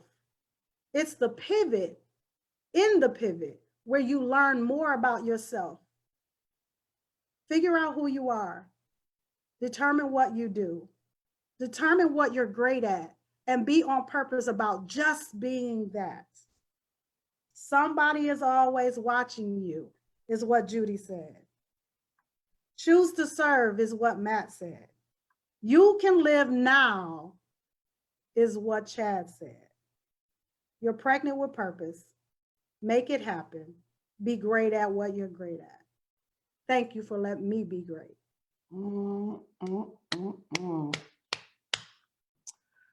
Colette Portis. I have had the pleasure of attending one of Colette's boot camps. And now just imagine this, a full day of that, a whole day of that. By the time you leave, you're like, ooh, you have to go sit down and just meditate for a moment on all of that. She is a dynamic teacher and facilitator. I have seen her at more than one occasion in front of a room facilitating, and people are just constantly just like writing the whole time because she's pregnant with all of that knowledge. Thank you so much, Colette. Unbelievable. Thank you so much.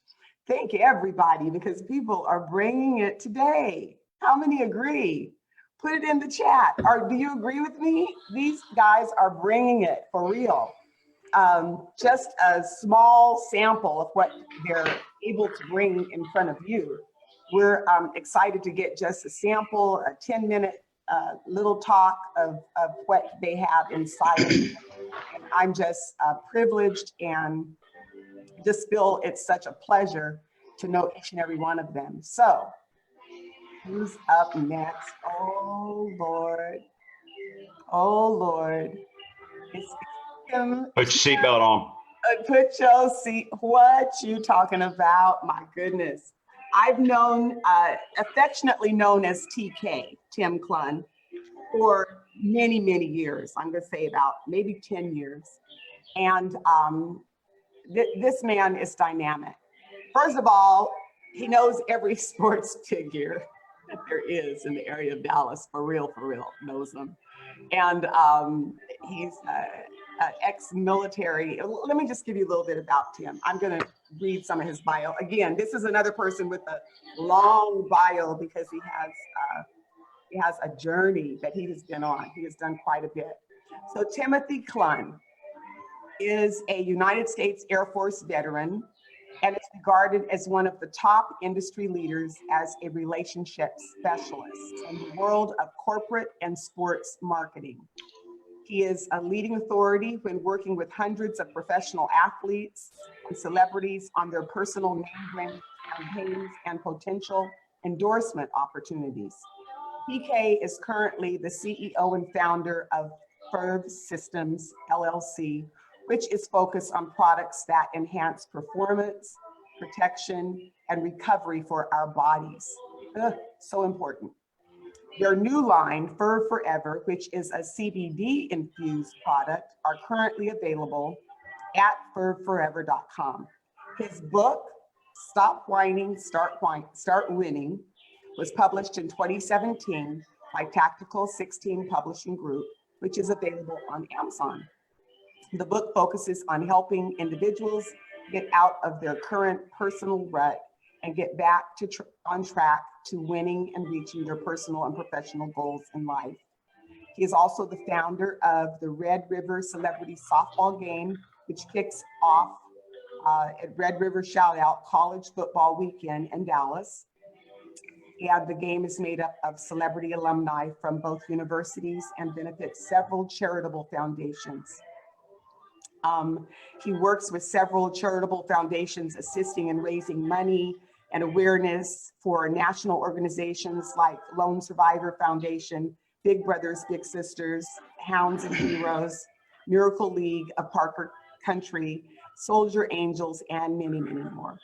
So TK's topics are branding your name, personal and professional growth after the military, now what? And nonprofits. Today, TK is going to talk about adversity creates champions. So, hey, TK, it's your turn. Hey, thanks for having me, girl. Yes, so happy. Yes, ma'am, Miss Faye. That is my lady.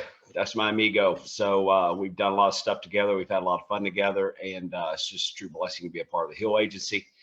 And yeah, today we're talking a little bit about adversity creates champions, I guess. So strap the seatbelt on, and let's get into it fast and furious. And you're going to, by the end of it, you'll understand why people call me nickname Supersonic, because I do have a tendency to talk a little fast. So here we go. So in hearing all these great individual stories today, from Mark the marathoner to Colette, I mean, to everybody, to Chad, everybody, is kind of amazing that everybody in their life goes through some sort of adversity. Nobody just ends up on top of the mountain. You're not dropped out of your mama and you're already on top of the mountain. So it takes work.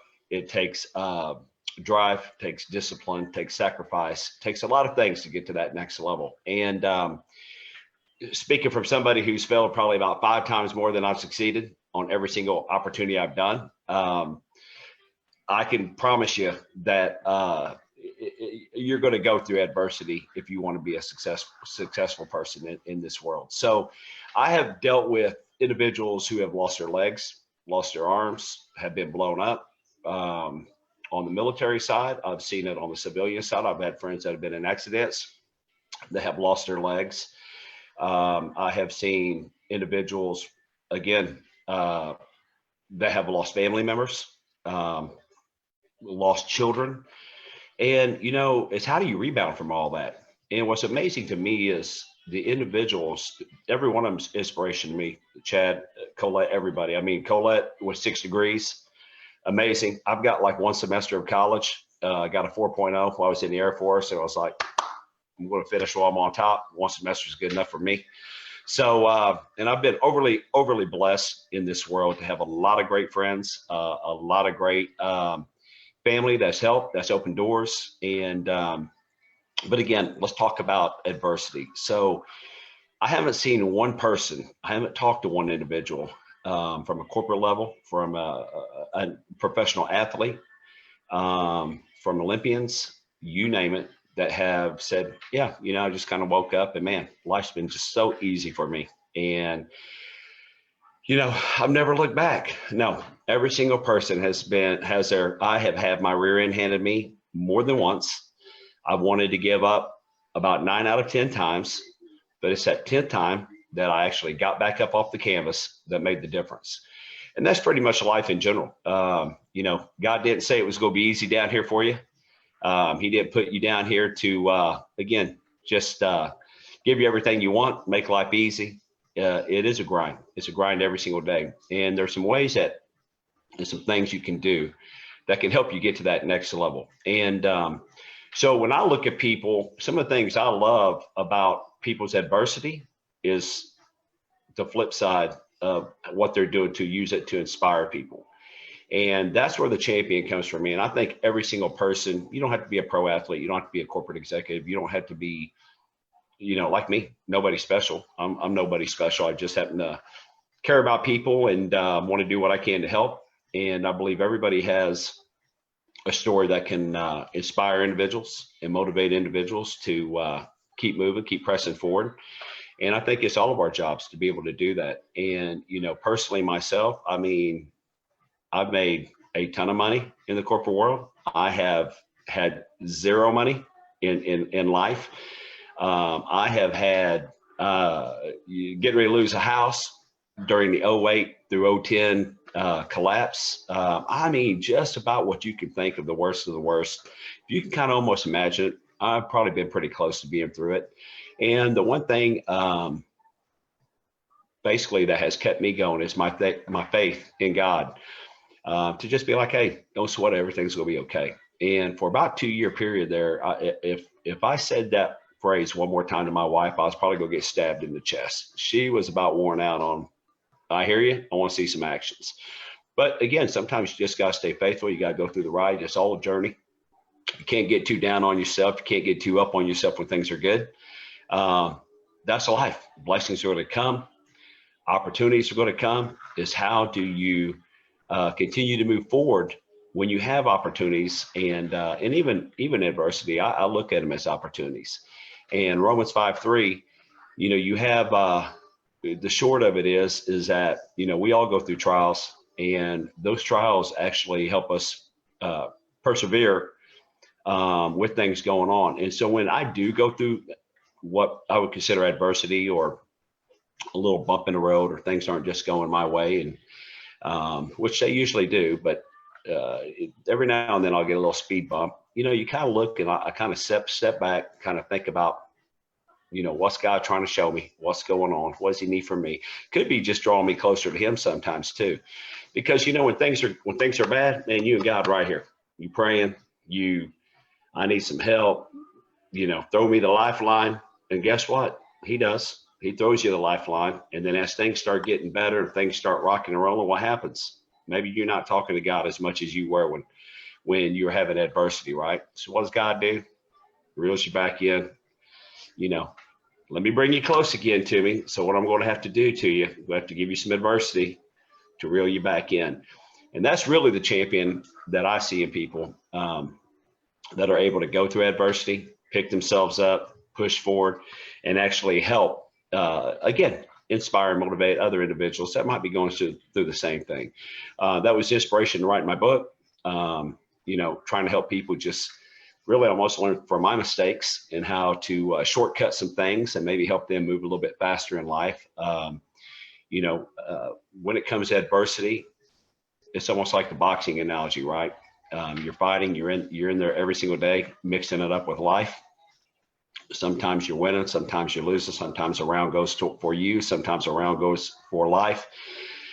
And you end up on the canvas a couple of times during that fight. And the difference between champions and non-champions are the ones that keep getting up and the ones that keep coming back when the bell's ringing again. You're coming back in for more swings. So to me personally, that is what's going to make you a champion. It's not about how much money you have in the bank. It's not about all the accolades you have on your wall. It's about the individual within you that can get up every single day, help somebody else, help yourself out, help your family out, do good, help motivate, inspire others. And, might not fill up your bank account, but I promise you will have a sense of appreciation in your life and a lot of amazing people around you that will continuously help you grow and go. And so that's really my whole thing is just, I love everybody. I want to see everybody do good. Don't feel like you're the only one in the room that's getting your rear end handed to you during this coronavirus right now. I know it's a little scary. I know everybody, worried about life, worried about stock market, worried about just everything. You don't need to worry. This too shall pass, even in the adversity. Now, maybe the adversity is you don't have no toilet paper. So that could be some adversity. But beyond that, everything's going to be okay. So just relax, enjoy the ride. Be thankful, reach out to a friend in need, maybe, quit posting negative stuff on social media and be positive and just help out. So that's it. Pretty easy stuff. With a minute left. And for you to know me, that's pretty amazing within itself. Thank you, TK. Thank you so much. Awesome. Anybody that knows TK knows he is so positive. So on his social media, there is something inspirational, positive, encouraging every day, every single day. And maybe you can tell by what you just heard him say and what you heard him speak that it's sincere. It's an inner peace that he has where he is just a positive person. With the organization Big Brothers Big Sisters, he is an unbelievable mentor. He has done that for years and years. Everybody that's come across his path knows that he's a genuinely good person. In front of a room, he brings it to a level where it's so personal and informal that people just feel like they know him, like you know him already. And I appreciate that. Thank you. Well, I appreciate you guys, and thanks for having me today. No, thank you. Thank you for being a part of our team of excellent speakers. Absolutely. So next up, we have Pastor Cornelius Clark, who is out of Chicago, Chi-Town. And I am going to give you a little bit about Pastor Cornelius Clark this morning. He has more than 25 years of advanced ministerial experience, including over 12 years as a senior or executive pastor with giftings in shepherding, counseling, organizational leadership, leadership development, business management, and social service awareness. He has a profound understanding of the human experience and has counseled several thousand individuals in their greatest time of need. An exceptionally loyal professional with extensive knowledge in organizational development, compliance, business administration, and customer service. He has directed, planned, and implemented policies, processes, procedures, and guidelines for many well-established companies, organizations, and churches. He attained many years of specialized on-the-job experience and is an enthusiastic team player with the ability to encourage coworkers and lead staff. Pastor Clark believes in hard work and lifelong education. He attended Northwestern University, Dallas Baptist University, and Howard Washington College. He's a notable awardee of the prestigious presidential scholarships and Phi Theta Kappa. He is a United States Army veteran, celebrated for working well in high-pressured environments during Operation Desert Storm. During this time, he received 3 commendation medals, 6 achievement medals, 3 conduct medals, and 1 Southwest Asia medal for meritorious service. Undoubtedly, he loves people and demonstrates his dedication to humankind daily. So Pastor Clark is a jewel, and he brings to the table a whole lot in the area of, especially with people of faith, to understand that you can have faith in times like these. And Pastor Clark has such a strong background in corporate America as well. His topics of expertise are organizational development, leadership qualities, and social service awareness. But today, listen what he's going to talk to us about today. He's going to talk about fathers. Every child deserves one. You guys have to admit, we have had some unbelievable topics here today. We have had these speakers that come with it all over the place. And you've taken something away from every single one of these. I am confident of that. So, Pastor Cornelius Clark, it's your turn to impact the room. Well, good morning to everyone. I am excited, even in these pressing and trying times. We are grateful for all that's going on here, especially at the Hill Agency. I am excited to be a co-laborer and work out that are encouraging to other people. Thank you so much for what I've heard today. It's been amazing. Certainly we are dual purpose today because everything is so fluid with the coronavirus affecting everyone. Certainly we are dealing with that. But today I really want to talk about what my passion is, fathering. I've been every kind you can be in this little short life of mine of coming up to 55 years. I've been a good one. I've been a bad one, depending on which one of my children you ask and at what time you ask them. Especially if they need money, I probably was better. Even though they're grown, they're still in my pocket. But it has been my life's work. A little background on that for me. I was the product of a divorced parents, raised by a single mother who was phenomenal, who gave me everything that she could up to the point that she died. When I was just 19 years old, I adopted my younger brother and sister while I was in the military. Before I went to college initially so that I could take care of them, because fathering is what I've done all of the adult life that I've had. I've never been anything else for an adult life. I've been married a couple times, currently married now, but the greatest joy I've ever had in my life is being a father to my children, all of them. And I've adopted children. I have children that I don't call stepchildren, but I call my bonus children. It's a global family, and we all celebrate together even to this day. So fathering is my passion. There is nothing greater that you could wake me up in the middle of the morning and want to talk about than that. And my contention is, especially in today's climate, because of so much unrest between people having relationship issues, not every child has a father. And I dare say that every child can have a father, even in this climate. What do I mean by that? Well, certainly you could be biological, you could be surrogate, You could be adopted. You could be one who is even a spiritual father. But all of those relationships are basically just that, a relationship. And I know everyone values fathers, whether they admit it or not. I know there may be some situations where, due to wearing the wrong hat at the wrong time, there wasn't maybe a good husband, a good friend, or whatever. But at no point in time should a child be without their or a significant father figure in their lives, because there are certain things that fathers give that no one else can. Even the way we love differently than mothers. Mothers, when they love, they bring children into them, they hug them, they hold them, they nurture them, they care for them, and children need that. But at the same time, when a father loves, and I think all the brothers can agree, the greatest joy is to toss them in the air.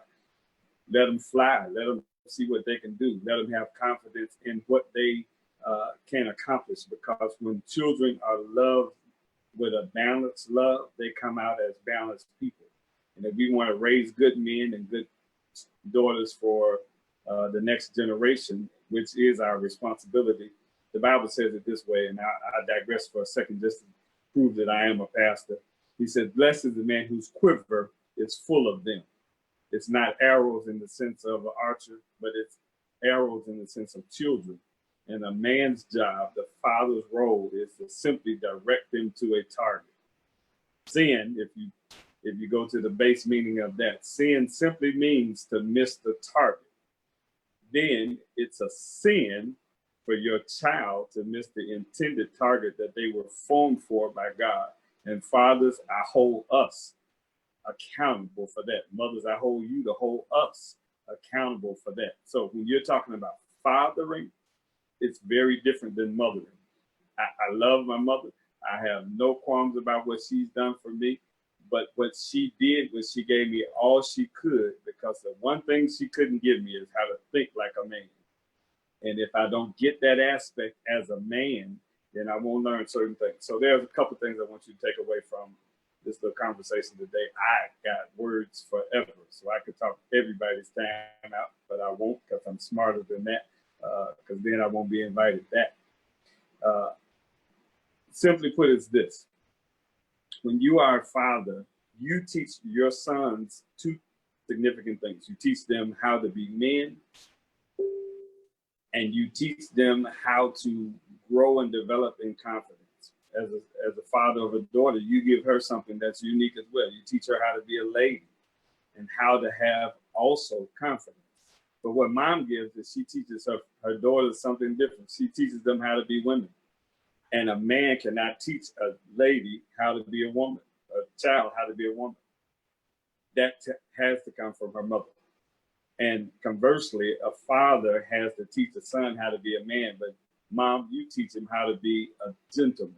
They're very distinct, they're very different. So we need the balance between the two. So every child, I don't care what the circumstances are, you say, well, okay, I got it, I can handle this. And this brings me to my one little point that I'm going to bring out today. We say, okay, I don't need a man, you just give me child support. Do you understand that child support is a direct correlation between the replacement of the missing father? So the only reason you give support is to replace something that's missing. But the problem comes in is that money won't take away everything that the child needs. As a matter of fact, for those of you who are biblical, you have to go back in your Bible and check one thing. The father's primary role is not to be a provider. I know that takes a lot of people off their square, but the Bible says it this way, that God is Jehovah Jireh, not me. I am supposed to be, my first job, when you talk about it from the biblical text in Genesis, was to be a caretaker. I was caretaking something that someone else owned. So I wasn't the provider. I'm the one who is the caretaker of provision. Now, my primary job then becomes the protector. And every child deserves a protector, especially a progenitor from their life, because what father really means is I am the one who gave life. Seed gives life to everything that's living. So that's where all of us come from in that sense. So that's the key. That's the most important thing. So time versus support. Look, you only go to work. You agreed for whatever time that you're going to spend at work doing whatever job you do. I don't care whether you're coming as a speaker to an event, whether you're going into a corporate situation.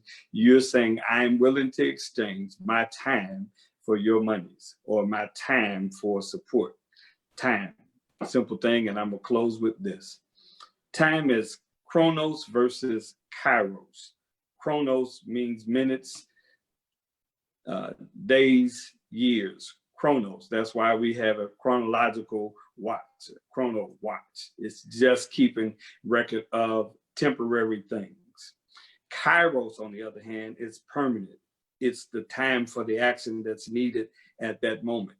When that moment passes, there is no longer any time to take that action. When the child is born, you can't come and recreate that moment. When the child dies, you can't go back and recreate that moment. So the father needs to be in play every time that child needs that kairos moment. So it's not about quantity, it's about the quality of time. So listen, I don't care what you think about it. Challenge me if you will. I'm willing to take it on. I have a whole lot more to say, but I don't have a whole lot more time.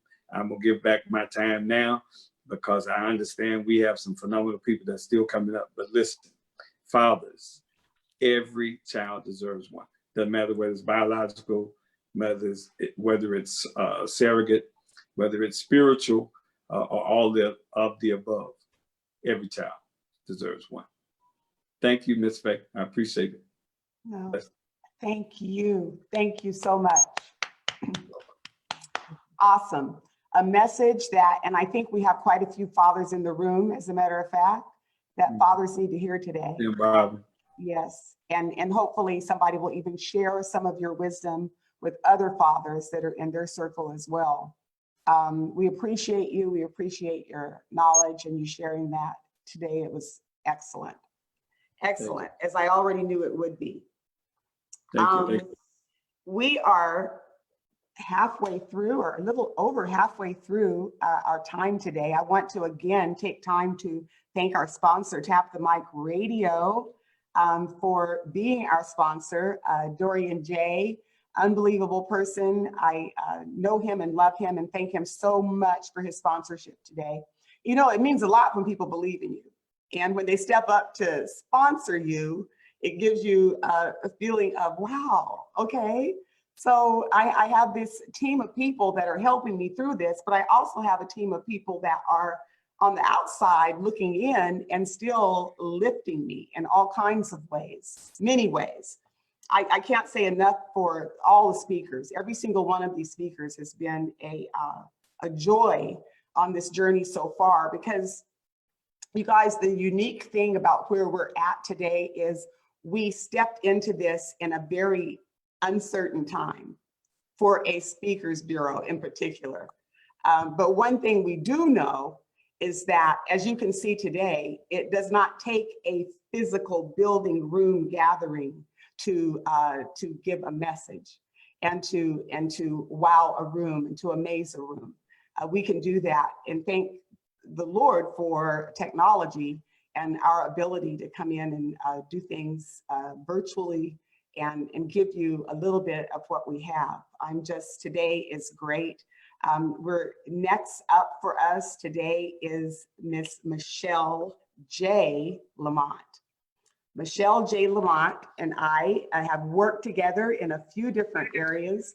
She is a wonderful person as far as in her business. She has done some wonderful things, has a unbelievable story of her entrepreneurship. I'm going to say that she is a testament to the power of positivity. Michelle J. Lamont launched her first business at age 8. So we've got some people, some speakers that have done some things at some very young ages. Despite growing up in an orphanage, developing a relentless spirit and an unwavering belief that she can pray, dream, and speak intentions into realities.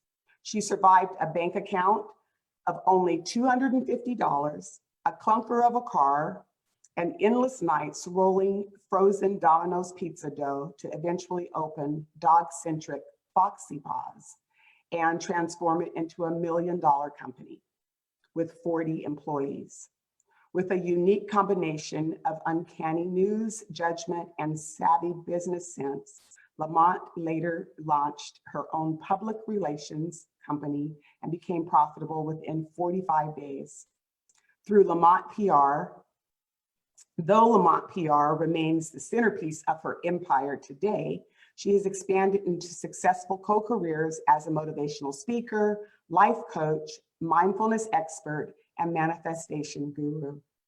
So Michelle's topics are Manifest Miracles 101, Awaken Your Abundance, Intuition, and Divine Light, and Fear is a Liar. Oh, what a topic we need for today. Fear is a liar. So today, Michelle is going to speak to you about manifestation, female empowerment. Michelle, it's your turn to impact the room.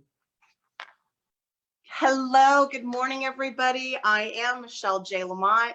So right now we're going to spend 10 minutes together. Let's make it as impactful as possible.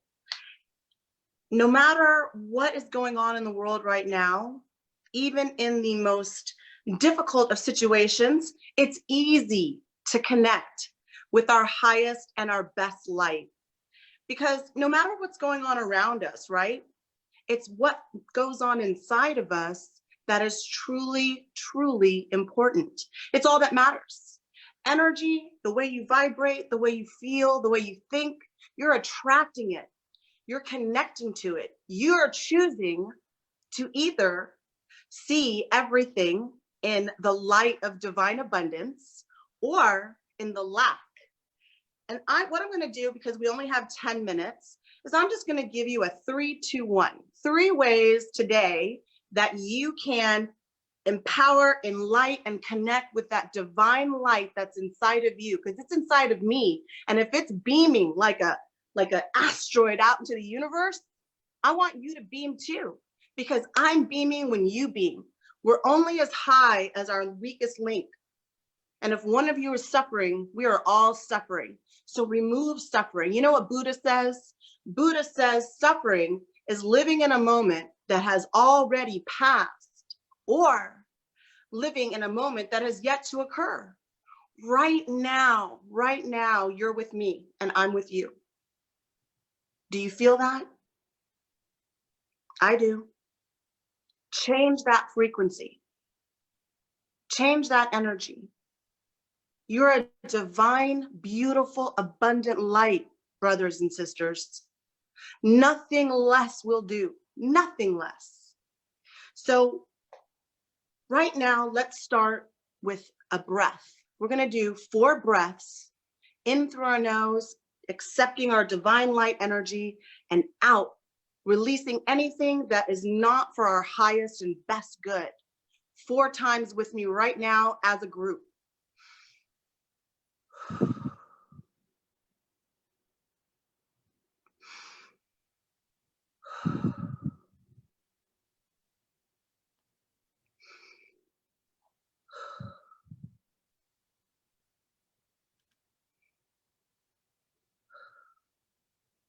Do you know what just happened?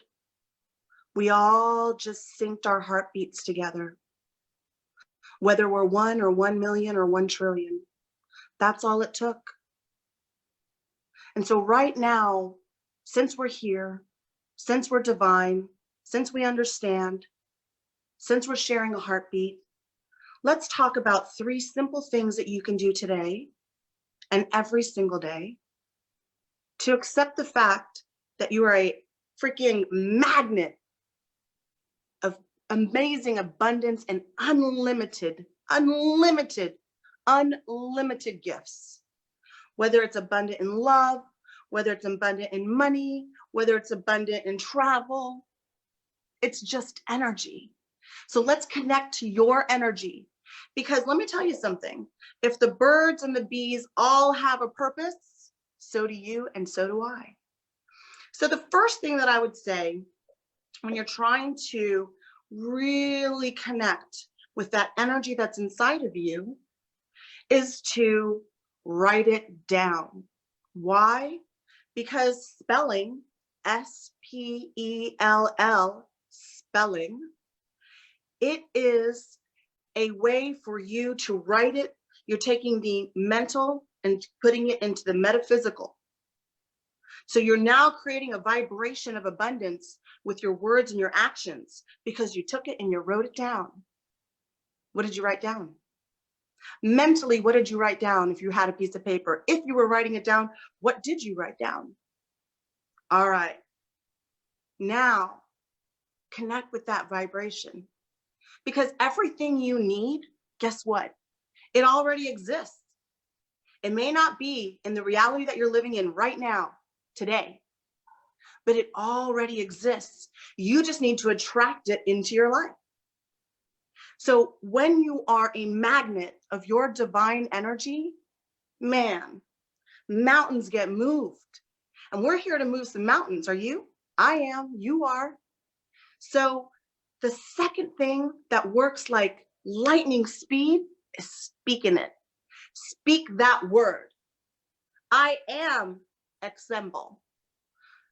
I am an abundant light energy being, and all good things find me because I attract goodness, light, and abundance. And when you speak it into the universe, you're now creating a whole new vibration for yourself. You're not living in that energy you were, 10 minutes ago, or even 6 minutes ago. Right now, your frequency has changed. And even your brain is moving into from the amygdala to the frontal cortex. Why? Because you're living in a higher frequency, your divine frequency. That frequency cannot go unplugged. You just choose to not connect with it. So if you're writing it down, yes. If you're writing it down mentally, even better. You're writing it down, now you're going to speak it into existence. I am worthy of this abundance. I'm worthy of a love. I'm worthy of speaking financial freedom. I'm worthy of speaking my partner's health. I'm worthy of unlimited abundance. I am, you are, we are, because we are all together. We are brothers and sisters. And so if we are not connected to that part of ourselves, we are dishonoring the divine energy that created me and you and everything in our lives. And I don't plan on dishonoring anything that gave me this life. And the third and the last thing that I know is going to change your energy today is accepting it. People are really hard at receiving. You know, the other day, when we were still allowed to be in a room with people, maybe about 2 weeks ago, I saw this girl and she was wearing this really beautiful dress. And I was at a Target and I said, oh my gosh, that's a beautiful dress. And she starts explaining that she got it on sale and that it was discounted and this and this and this. And never once did she just say, thank you. If somebody gives you a compliment, simply say thank you. We almost have to apologize for getting a compliment because we're not receivers of good energy. We're able to say it to people, but that doesn't mean we're a receiver of it. If we're a receiver of it and a giver of it, we're electric. We're limitless, a divine, abundant energy. I love you. If you haven't heard that yet today or this week, wrap your soul around those words. Now, I know that it's easy to say, well, you are this or that, but just by simply saying thank you, I accept, right now, you're going to change the frequency of everything that's going on in your life. So for me, I only connect to energy of abundance. I only connect to energy of light. If something is going on outside of me, that is trying to change or move or do something to the energy that's inside of me, I can't hear it because I've written down what I've wanted, I've spoken it into existence, and I am receiving that energy with you right now. So for all of us here together, I want us to remember, we are not what's going on around us when we stay connected to what's going on inside of us. And with that, I'm going to wrap it up so everybody has time to connect with their highest and best self for the rest of this meeting. Oh, Michelle. Awesome. Thank you so much for that energy and that positive light that you brought. Absolutely. Yes, thank you. We appreciate it so much. Coming up next, my goodness. So, our next speaker and I go way back, many years. She as well has been one of those people that continues to hold me up, uplift me, and she's a dear friend. I appreciate all that she does for me as well. At this, all I have to do is ask, hey, can you? And she's right there. So Carmina, thank you for all that you have done and all that you've been in my life. And I'm just excited to have her as one of our speakers because in the Dallas-Fort Worth area, she's very well known as a radio host, as well as a host for events, for gospel events, because Carmina Barnett began her broadcasting career in the year 2000. A year later, the door opened for her to join DFW's only 24-hour gospel music station, Heaven 97, eventually becoming a staple on air as an on-air host for many years. During Carmina's radio career, she has served as a program director, promotions director, and director of operations for various radio stations. She also led the stations to winning various awards, including Major Market Radio Station of the Year in 2011 for the Stellar Awards. Carmina is most fulfilled by her services to the community. Now, I can attest to that. She is really dedicated to the community and causes in the community. She has contributed and has a very positive impact and has developed partnerships with many local schools, educational organizations, ministries, and nonprofit organizations. She has also received countless awards and accolades for her passion, wealth of programming experience, and creativity. Carmina's topics are motivation, inspiration for your soul, the gospel industry, and the power of adoption. Today, Carmina is going to share with us staying motivated. Wow, when motivation is hard to find. Carmina, it is your turn to impact the room. Well, good morning. Now, Faye, you had too many ways on that, how back we go. Now people are trying to investigate how old we are, so be easy with that. Wade. Easy with that. And let me take a moment and appreciate our sponsor, Tap the Mic Radio. I'm fortunate to be a part of the lineup on Tap the Mic Radio. So much love to them, and amazing station there, y'all. Check it out. Amazing. But yes, as she said, I am Carmina Barnett, and today I'll be talking to you about staying motivated when motivation is hard to find. Now, as Faye listed, I've been in this game in the gospel music industry for about 20 years. So you can imagine, during that time frame, there were plenty of times I needed some motivation. Plenty of times I needed a push. Plenty of times I needed to pick me up. And I know even for yourself, you're probably feeling like that now. You're home, you're on lockdown because of the coronavirus. You can't really go and come as you want to. So it kind of deflates you and you're feeling unmotivated. Well, hopefully I can share some things with you that'll kind of get you back where you need to be. You know, I'm going to be like the other speakers. I'm just going to use a little of my time and just give you these tips and hopefully give some back so we can hear some more from the rest of the group. But The first thing I want to encourage you to do is get unstuck. I say that to myself all the time whenever I would feel like, okay, I just can't get started. I can't get going. You have to get unstuck. You have to say that to yourself. And that's so important. And you are so important. God is giving you something amazing, something that we need, something that the world needs.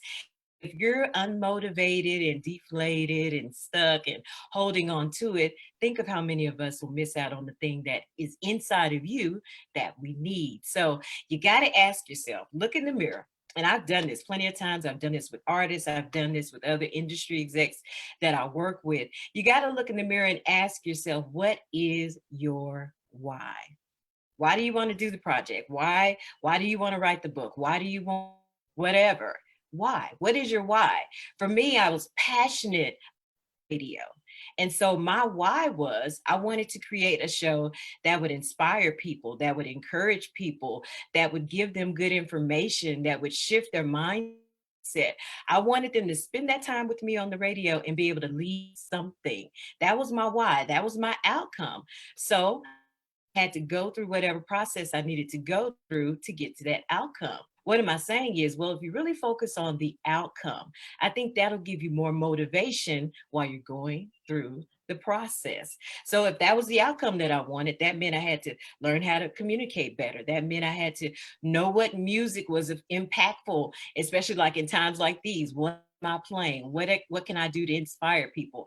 I had to know who was doing what in the community so I could present those voices so they could tell their stories. Whatever I needed to do in the process, I had to do that to get to that desired outcome. And that's what gave me motivation. So for you, maybe you want to write a book. Think about the outcome of that. You know, God is giving you some practical tips. You know, God is giving you an outline that can really impact lives, and we need it. So how do you get motivated? Start writing the outline. Start connecting with those that publish books. Start connecting with other authors. Find motivation that way so you can get to that desired outcome. Again, focus on the outcome, not the process. The process gets a little hard sometimes. It doesn't always work. We don't always get the yeses that we want, and that'll help to kind of help take away our motivation. But to regain it, think of the outcome. Think of the final outcome. Say, for instance, you're a songwriter. You've got an amazing song. You know God gave you that song. You know if people hear that song, it will change their lives. Again, if you focus on that and not the opportunity of going to a record company and maybe they said no, maybe not being able to perform where you want to perform. Don't focus on those things. Focus on the outcome. And even with doing that, you got to keep in mind, I know we live now in a me, it's all me society. Focus on whatever it is that you're trying to do, how it can impact others. That's where you'll get true motivation and true joy. Trust me on that. I've lived it. I can tell it. Another thing I want to talk to you about is to refuel. We get emotional, we get frustrated, just grinding. You got to stop and refuel. I learned that early in the game, and I encourage you. There's a quote from Zig Ziglar, and the quote says, people say that motivation doesn't last. Well, neither does bathing. That's why we recommend that you do it daily. So think about that. Daily, you should be pouring into yourself. You should be refueling. For me, I love to get to the Word of God. I mean, come on, we know there's no greater inspiration than a lot of passages there in the Bible. So I get into the Word of God, but I also look at those that I see as mentors and kind of look at some of the inspirational things that they're doing. I look at sermons, I look at inspirational videos, just something to help me keep my motivation. And so I'm focused on outcome. I have to say, for you, that may be books. That may be videos. There's an Instagram channel that is totally dedicated to nothing but inspiration. So you've got to make that step. You can find any of the resources that you need to find inspiration, motivation, and refuel yourself, but do it on a daily basis. I promise that will help you get to your next level. After that, I would encourage you to celebrate the small victories. Now, I'll tell you about me. In the beginning, I was really hard on myself. If I hosted a show or if I did the radio show and I felt like it just wasn't just perfect, like we live in a perfect world, I would just be so hard on myself and just tear myself apart about that. And so that would set me back, and I couldn't really go forward and accomplish like I needed to accomplish. And I had to grow past that and learn that you have to celebrate the small victories. If you do that little by little, you get to the next step, to the next step, to what you need. So again, I go back to my example, say for the author. You're not motivated, you're tired, you're not feeling good. But you know what? I got to get this book done. I'm focused on my outcome. So I'm going to just take today and write down the topics that I want to cover in my book. Celebrate that. That's step one. And then, of course, celebrate step two, step three, step four, and take it all the way until you have that final product that you were believing God for. I know for myself, there were so many times I would celebrate crazy stuff. I was blessed to win a lot of awards, as Faye mentioned. And there are many times that I would celebrate that because now that wasn't my ultimate goal, but that meant I was doing what I needed to do along the process to my next level. So I'm an out to eat girl. I would grab a friend and we would go out to eat and enjoy ourselves just to celebrate that next level and then plan for even more levels. So just want to encourage you with that. And finally, I leave you with this. Be mindful of the words that you speak. We so many times, I can't do this, I can't do that, I can't. We know the scripture, Proverbs 18:21, death and life are in the power of the tongue. We've heard it all of our lives, we know it. But I don't think we adhere to it. You have to speak over yourself. In those times where you're feeling unmotivated and you're not accomplishing what you're trying to do to get to that outcome, you just have to say, okay, I didn't get it done today, but tomorrow I'm going to dedicate this amount of time to make this happen. I'm going to do it. You got to begin to speak that thing. Again, I go back to the authors. You got to begin to speak that thing. I'm going to connect with the right publisher. I'm going to connect with writing coaches to get this done. For radio talent, I'm going to have the amazing show. So I'm going to connect with people that can come on and tell their stories. I'm going to connect with people who can help me effectively communicate. Just begin to speak that thing over and over. Be mindful of the words you speak. I can't say that enough. If you're mindful of the words you speak as it relates to your why, if you're mindful of the words you speak as it relates to refueling, if you're mindful of the words that you speak as it relates to even celebrating small victories, I promise you, ultimately in the end, you'll get to next level, you'll get that desired outcome, and you'll be able to impact the world. And that's what it's all about. So again, I am Carmita Barnett. I thank you for this time, Faye. I love being a part of the Hill International. Thank you so much. I appreciate you. No, I appreciate you. Thank you so much. Excellent, excellent, excellent. Carmina is an unbelievable host and MC. So her thing is she can captivate a room when she's hosting events and things. She has a large following of people that if Carmina's hosting something, people are going to attend. And that's true. I'm not just saying that because she's my friend. I do know her, but I know her history as well, especially in the DFW area and not just here. I'm always surprised. She'll go to some award show in some city, someplace and say, oh yeah, I ran into somebody and now they want me to do, she knows people all over the country. So excellent, Carmina. Thank you so much for those words of inspiration. And we all need to be motivated, even before what we're going through now. So you can imagine the turn that it's taken now. So coming up next. Now, it seems like I keep saying, everybody's my friend. But the truth be told, I do know a lot of people. I've been in Dallas for a while, and I have a few people that I've known for quite a while. I have been around with I have a training business for customer service training as well as the Speakers Bureau, and I started out training churches. And so a lot of the people that I know come through church background or somebody that I've been associated with in some other area prior to the speaking. The next person up, E. Jean Jones, is also my friend. And I have known her for a very, very long time.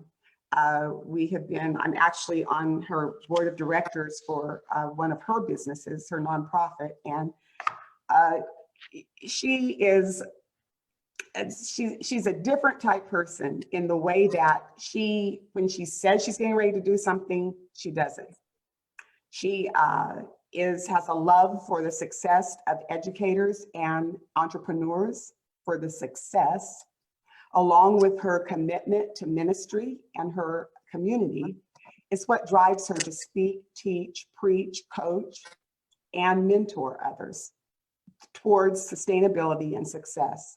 With over 25 years of education leadership, entrepreneurship leadership, and ministry leadership, Jean has spoken at conferences, expos, workshops, churches, to corporate leaders, to educators, to ministry leaders, and students on leadership, professional development, small business development, nonprofit development, ministry development, team building, retention strategies, and capital campaigns. She teaches people and has a desire and a love to teach, to educate. Her topics of expertise are the ministry of me, turning your ideas into invoices, strategies for being a smart entrepreneur, employee retention strategies, student retention strategies. But today, and this is the thing, everybody has their list of topics of expertise. But if you've noticed, what they're speaking on today is not in that list. It's something unique just for you. So today, E. Jean Jones is going to speak on 3 reasons why you should write a book. She did it for me. So E. Jean Jones, it's your turn to impact the room. Come on with it. All right, hello everyone. Let's see, can everyone see me? That's what I want to make sure. Can you see me? Am I doing it right? I'm on my iPad, so can everyone see me? No? I see you. All right, I see Faye. So, all right, hello Faye, how is everyone doing? And there we go. I wanted to make sure everyone can see me. My name, first of all, I want to say good day to everyone who is watching this live stream hosted by the fabulous Hill Agency International LLC. Thank you so much for joining us during these times of uncertainties. My thoughts and prayers are with each person who is impacted by COVID-19. This is very serious. It has become a worldwide pandemic. And so we definitely don't want to take it lightly. I also want to thank my friend, Ms. Faye Hill, and the Hill Agency International for providing this amazing virtual showcase. You guys, this is just amazing and awesome that she puts this wonderful thing together. I also want to share and say hello to those of you who are parts of this cohort of members of experts. It is an humbling experience just to listen to so many people with a diverse background, highly educated, extremely motivated. I'm ready to go clean my house really, really good. I'm ready to get out there about sports, and to my longtime friend, Carmina Barnett, who's in radio. Thank you so much for being part of this. As introduced, I am E. Jean Pemberton Jones. I am the owner of Int'l Boutique. It is an independent bookstore here in the beautiful heart of downtown Duncanville, Texas. And Duncanville is part of the beautiful metroplex of Dallas-Fort Worth. I am so excited to be able to speak to each of you today because my focus and what I'm going to talk about is going to be focusing on you, the listening audience. It's all about you. It's about your struggles. It's about your ability to overcome your struggles. It's about your spirituality and your faith. It's about the way you love. It's about the way you cry. It's about your experiences, your real experiences, and how you found a way to make it even when no one else thought that you could. If you're watching me today, then you know that what you are about to hear is no accident. It is not a mistake. As a matter of fact, what I'm about to share with you is your confirmation to what you already know, which is that you should get started towards writing and publishing your book. As the owner of a bookstore, I have had the privilege of meeting many authors and talking to some business professionals, some authors, entrepreneurs, and educators. Some authors are married with children. Others are single dads or single moms. Some authors started writing when they were young. Others published their first book after retiring. I want to read an excerpt for you in one of my books that's here in the bookstore. This is one of the amazing books, and I love this book because the key thing about reading books from authors like you is I get an opportunity to discover something new. In this book, it says, I did not get on the bus to get arrested. I got on the bus to go home. Getting arrested was one of the worst days in my life. It was not a happy experience. Since I have always been a strong believer in God, I knew that He was with me, and only He could get me through this next step. I had no idea that history was being made. I was just tired of giving in. Somehow, I felt that what I did was right by standing up to that bus driver. I did not think about the consequences. I knew that I could have been lynched, manhandled, or beaten when the police came. I chose not to move. When I made that decision, I knew that I had the strength of my ancestors with me. There were other people on the bus whom I knew, but when I was arrested, not one of them came to my defense. I felt very much alone. One man who knew me did not even go by my house to tell my husband I had been arrested. Everyone just went their own way. These are the words of the late Rosa Parks as she shared her story in her book of her experience when she decided to not give up her seat on the bus. And this is something that I was able and privileged to read and was able to discover something new. That's why it's important for you to write your book. The reason why it's important for you to write your book is, and I give 3 things. I talk about why I spoke to authors and they share with me why they decided to write their books. The one thing they shared with me why they decided to write their book was that writing and publishing their book gave them both personal and professional growth. Personal and professional growth meant that because as an author, they were exposed to a different type of world. They were part of a world of research and development. They were learning and discovering something new, not just about themselves, but about other people. It was a personal growth because it helped to boost their creativity and to build their confidence. It improved their ability to communicate and to connect to others. But one thing that I would like to say is when I spoke to some authors, they shared with me that writing their book was both therapeutic and liberating. And as I read this book by Rosa Parks, I can't help but believe that when she finally put to pen and paper her experience, when she gave up her seat on that bus and what she went through after being arrested and even watching people who knew her to distance themselves from her, she wrote that. And I'm sure, and I'm hoping that in her writing, she felt that ability to be liberated from those moments that was very hurtful and harmful. Therapeutic is writing. Writing is therapeutic. It helps reduce anxiety. It eases feelings of emotional trauma. Writing your book will free up that mental confusion that we often have. Some of us call it journaling, others call it blogging, but I'm sharing with you, my brothers and my sisters, that if you've been journaling and blogging, put those journals together, put those blogs together, and create your book. Tell us your story about how it is as a single mom to raise children, as a single dad to raise your own children. Let us know what life is like after a divorce. How you started your business 3 times and 3 times over, and you're still trying to work through the process. How after turning 50, you started a brand new career.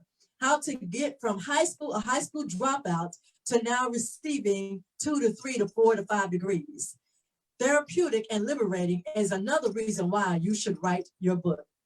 But I want to give a third reason why some authors have shared with me why they decided to write their book.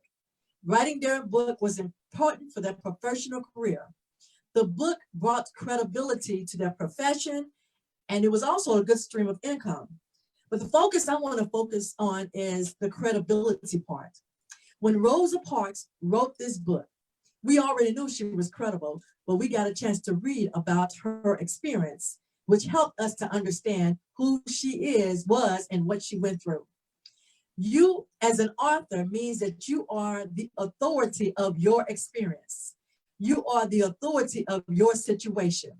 And that is so very, very important, because as the author or the authority of your own personal experience, you can share your story so that we who are readers can discover something new. We can have our professional growth and our personal growth through your personal stories. We can be liberated and have therapy through your personal stories. And most importantly, we can see and read your stories and understand that even though sometimes we will fail, yes, we will have difficult situations. Yes, as a single mom, it's very tough, but I'm reading someone who has gone through what I've been through and has overcome those obstacles. You as an overcomer, you as a person who has persevered, you as a person who decided not to quit, but to continue to move forward, you need to make sure that you decide to take your experiences and put them in a book. I've had people around me that have asked me why is it important to put things in a book. It's because you leave your footprint that will last for years, decades, and thousands of years.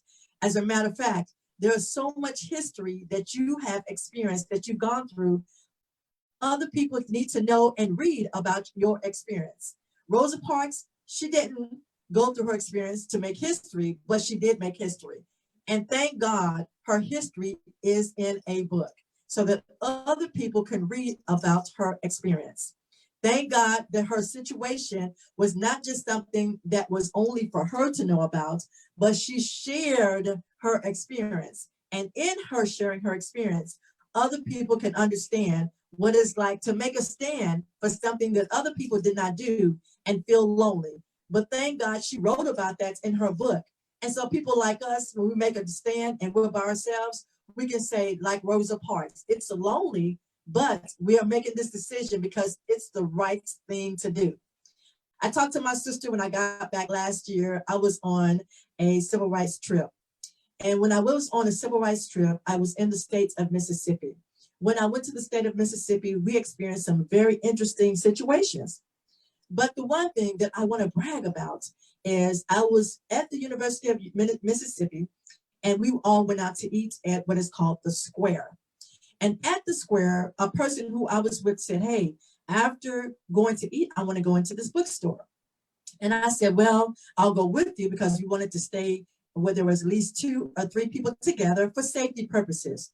And when we went into the bookstore, I was just amazed at so many books, so many variety of books that was in the bookstore, which really, it was like the Spirit of God said, when you get back, I want you to set up your bookstore. But not only did I come back to do my bookstore and open it up, I also published my first 2 books last year. I've been writing papers as a student. I've been writing papers as a person in education, but I published my first 2 books last year. And my books are inclusive of individuals who make a difference in their communities. Not only did I publish my first 2 books, but as my friend said, Hill said, and I'm doing a shameless plug, she has her book. It's in my bookstore. The title of it is Master the Art of Giving No Debt. Yes, ma'am, there it is. And I love this book because this book encourages not just churches, but small business owners on how to expand your finances without going into debt to support the vision that God has given you. My sister, who I love so much, she wrote a book as a play. Someone said, well, I'm not a book writer, but I write plays. Guess what? Put your play in a book. I want to talk to you about how to get that done. I want to come to your book club and speak to you. How do I do that? Contact me through Hill Agency International. Contact me through Hill Agency International, and her website is www.thehillagency, INTL, short for international.com. You go through that agency, and I would love to come to your bookstore and talk to you about building your writers. I want to come to your book club, and I want to talk about how you can become a writer so that your book club can talk about your book. I appreciate you joining us. Thank you so much, Faye. Oh my Thank you God. so much, Faye. Thank you so much, Faye. And thank Yes, you ma'am. personally for me even getting to write that book. I thank you. You are inspiring, and she has everything you need to know how to write a book. Now, that's the truth. Many of these speakers have written books. Many of the people that you've heard here today, I've shared some of their book titles and told you about their books, and they obviously knew the importance of writing a book. And we have many authors on our speaker roster.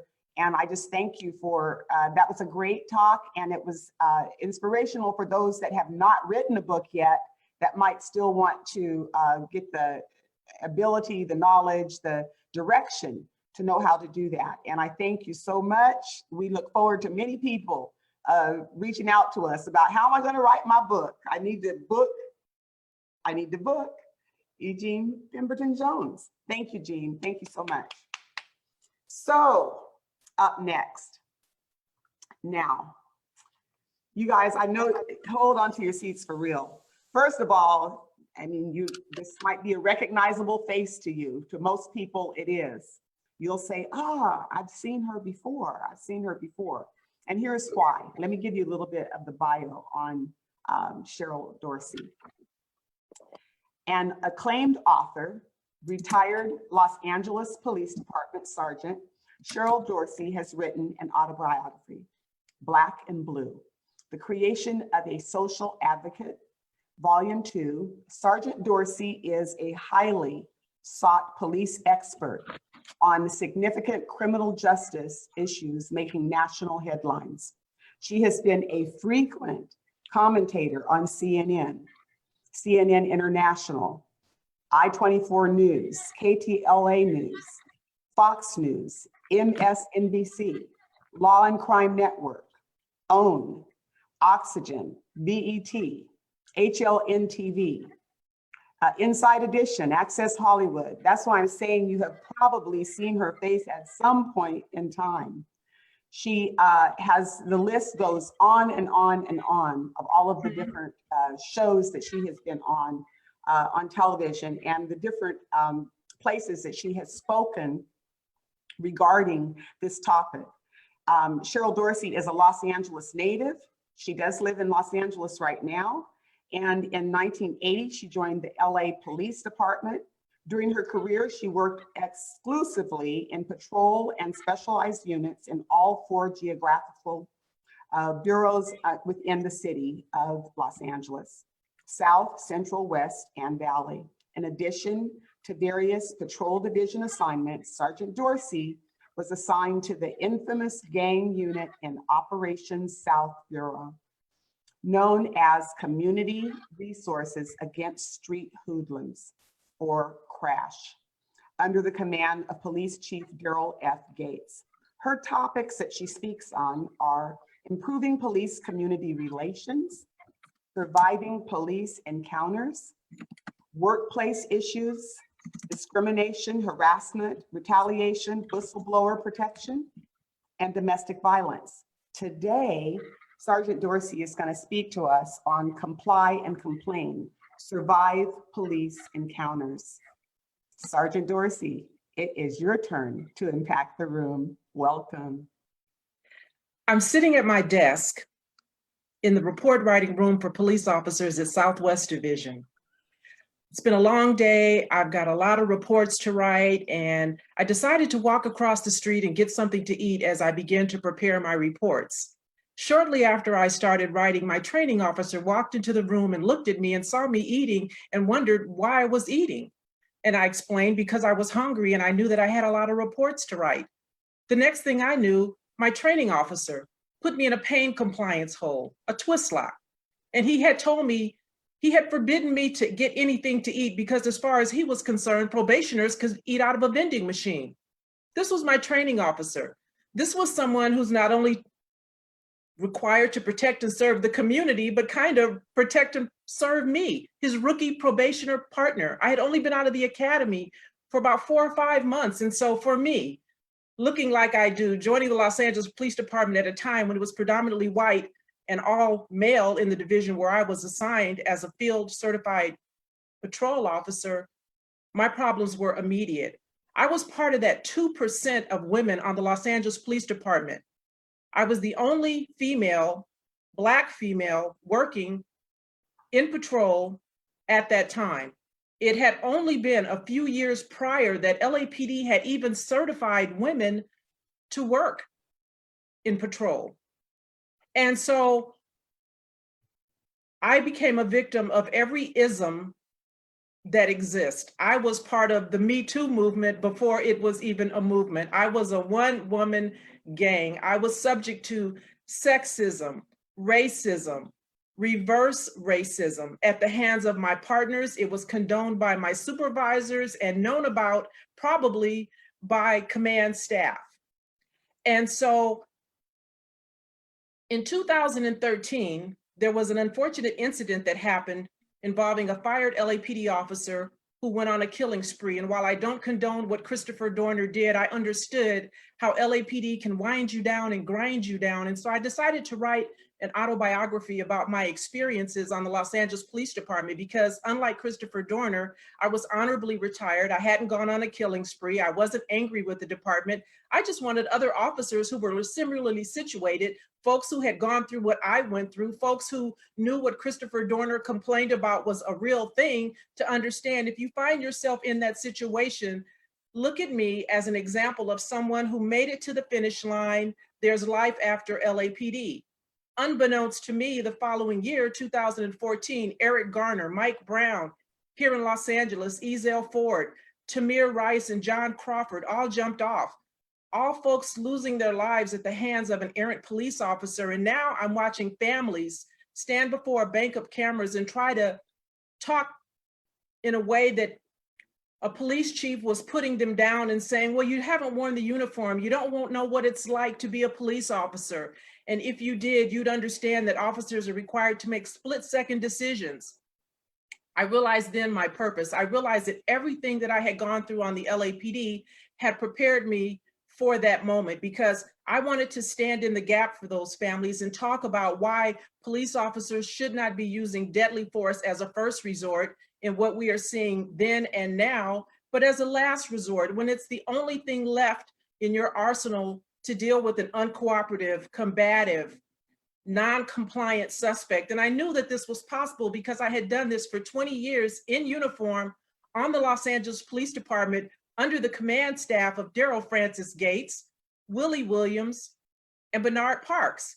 So I knew that what police chiefs were trying to tell us and make us believe that somehow an officer merely saying, I fear for my life, I couldn't see his hands, or he ran, or he wouldn't get out of the street, or she wouldn't put out a cigarette, somehow justified the taking of life. And so I began speaking in a way that was very foreign to what a lot of folks had heard previously. And that led to the first of my 2 appearances on Dr. Phil, speaking my truth in a way that could not be denied, could not be devalued, and could not be foo-fooed away, if you will.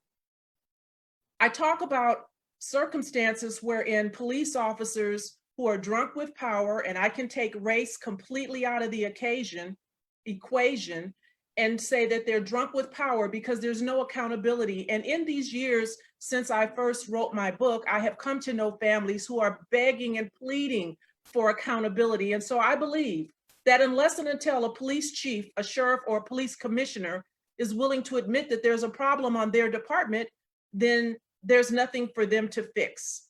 And so I speak the way that I do because I want, in addition to hopefully say something that will resonate with others, I want to also give community the words to say when given an opportunity to attend a community meeting, to talk to a wannabe police chief or a police chief who's looking to be given a second term, if you will, give you the words to say so that you can make sure that whoever runs the department where you live values your same situation, that they are concerned about the things that concern you, that they want to change the quality of life issues that are most important to you. And then more importantly, I want to make sure that our young people, because I'm a mother of 4 sons, I have millennials who know their rights, right? I want to make sure that young people understand that they too have a responsibility. When a police officer pulls you over, holding court curbside will get you hurt. It will get you killed because great deference is given to a police officer's version of events. And if I stop you and I ultimately resort to deadly force and kill you, the only story that's known is the one that I tell. And so I come to you with a speaking tour, comply and complain. The goal is for you and the officer to survive that police encounter. I want you to understand that there are ways in which you can do that. There are policies and procedures that every police department adheres to. There are protocols. I want to provide a perspective, a balance, and I refuse to perpetuate a system of injustice. So I want you to stay within those parameters. And I want you to understand that although I'm telling you to comply and complain, because young folks go crazy when I say that, I also want you to know that there are other things that you can do along the way. It's not going to take one thing that's going to fix this problem because it's cultural, it's institutional, and it's top down. And I mean police chief, because understand, every police chief was once a police officer. So I encourage anyone who has an interest in law enforcement or who has an interest in the judicial system to join that police department. I encourage you to go out and get active and engaged and involved in community meetings. I absolutely encourage you to vote, vote, vote. And then get on those juries, because it's very important to have people who look like me and some of you on those juries making those decisions when an officer says somebody who looked like my little brother scared the bejesus out of them, and that was sufficient reason enough to shoot them. If we're not on those juries, we can't be a part of that process. And so what I do is encourage you, educate you, give you the tools, give you the lingo. Having been there, having been inside, I step behind that thin blue line, and I am not afraid to speak to you honestly and candidly about police culture, about police policy, and about police training. That's who I am, that's what I do. And until we meet, family, be good and be safe. Cheryl, thank you so much. Wow, and it's a topic that we all, whether we're talking about it or not, we're thinking about it all the time, most of us. And there's been a lot of, and you brought some really good points. I thank you so much for your expertise and sharing that with us. And I feel like CNN. Wow. Thank you, I appreciate you. No, my pleasure, my pleasure. Thank you so much. We are down to, we only have 3 more speakers. This has gone by so fast. And it's been so unbelievable. My mind is just all over the place because there's been so much to absorb today. I just am so grateful that we've had this time to come in front of you. Our next speaker up today, our next speaker is Laura Wise. Let me tell you a little bit about Laura. Here's her bio. Laura Wise is the founder and lead consultant for Content Wise Communications. She holds a BS in marketing from Hampton University and a professional degree in visual communications from the Fashion Institute of Design and Merchandising in Los Angeles. She has a diverse professional background spanning design, international development, corporate social responsibility, diversity and inclusion, and fundraising, all of which have defined her story-centric approach to designing communication strategies and telling brand stories. It's this approach that she's used to create content around community development initiatives across the United States, Asia, and the Caribbean. She is a lifelong student of the subjects that she covers and is passionate about sharing the stories of women and people of color around the world.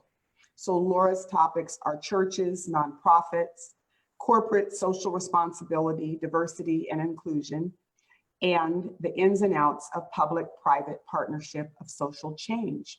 Today, Laura's going to speak to us about the 3 most important lessons I've learned about change. Laura, it is your turn to impact the room. All right, awesome. Can you hear me? I just want to make sure I'm logging on and. Yes, I hear you fine. All right. Good afternoon, everyone. My name is Laura Wise, and I am excited to be here today. Faye, thank you so much for this opportunity to speak. I decided today to speak about change because I think change is something that we're all in the middle of right now. So just wanted to share a few lessons from my life that I've learned about change, especially over the last year. So the only thing constant is change. This is a phrase we've likely all heard before. You know, it's one of those staple sayings in our culture that easily rolls off the tongue, yet in practice can be really, really, really hard. Let's take, for example, where we find ourselves today, likely at home, like me. This is a season of life where we're all finding ourselves in the middle of change. The coronavirus is halting our world as we know it, and we don't know what's coming next, for us individually or for us collectively. I've learned a lot about change thus far. So when thinking about how to illustrate and pull together this message today, I decided to talk about change. And I thought about sharing my own story and how much my life has changed in the last 365 days as kind of an illustration of what change looks like and what I've learned in that time as well. Although the concept of change is very big and complex, I've distilled it down into 3 main characteristics. I hope that in sharing a little bit of myself with you today, in the midst of a time that is uncertain in our personal and professional lives, that my stories will help to shift your thinking, even if ever so slightly, on what this perception of our time means right now, but most importantly, how we can maximize it. So first up, change is inevitable. So I recently moved to Dallas after 15 years away, about 9 months ago. Dallas is home. I love Dallas, but I have been exploring the world for probably the last 15 years.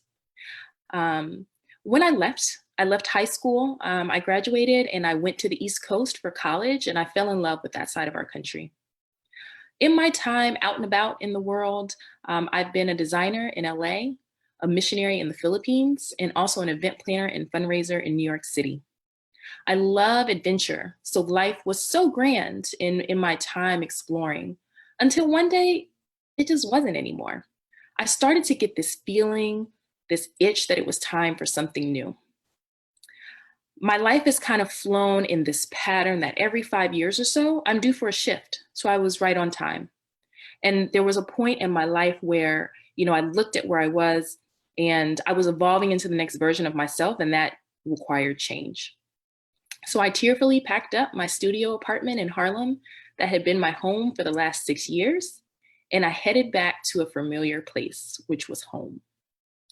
What I learned in this season is that no matter how good things are, and no matter how good things may feel in any particular season, there's always a season of change right around the corner.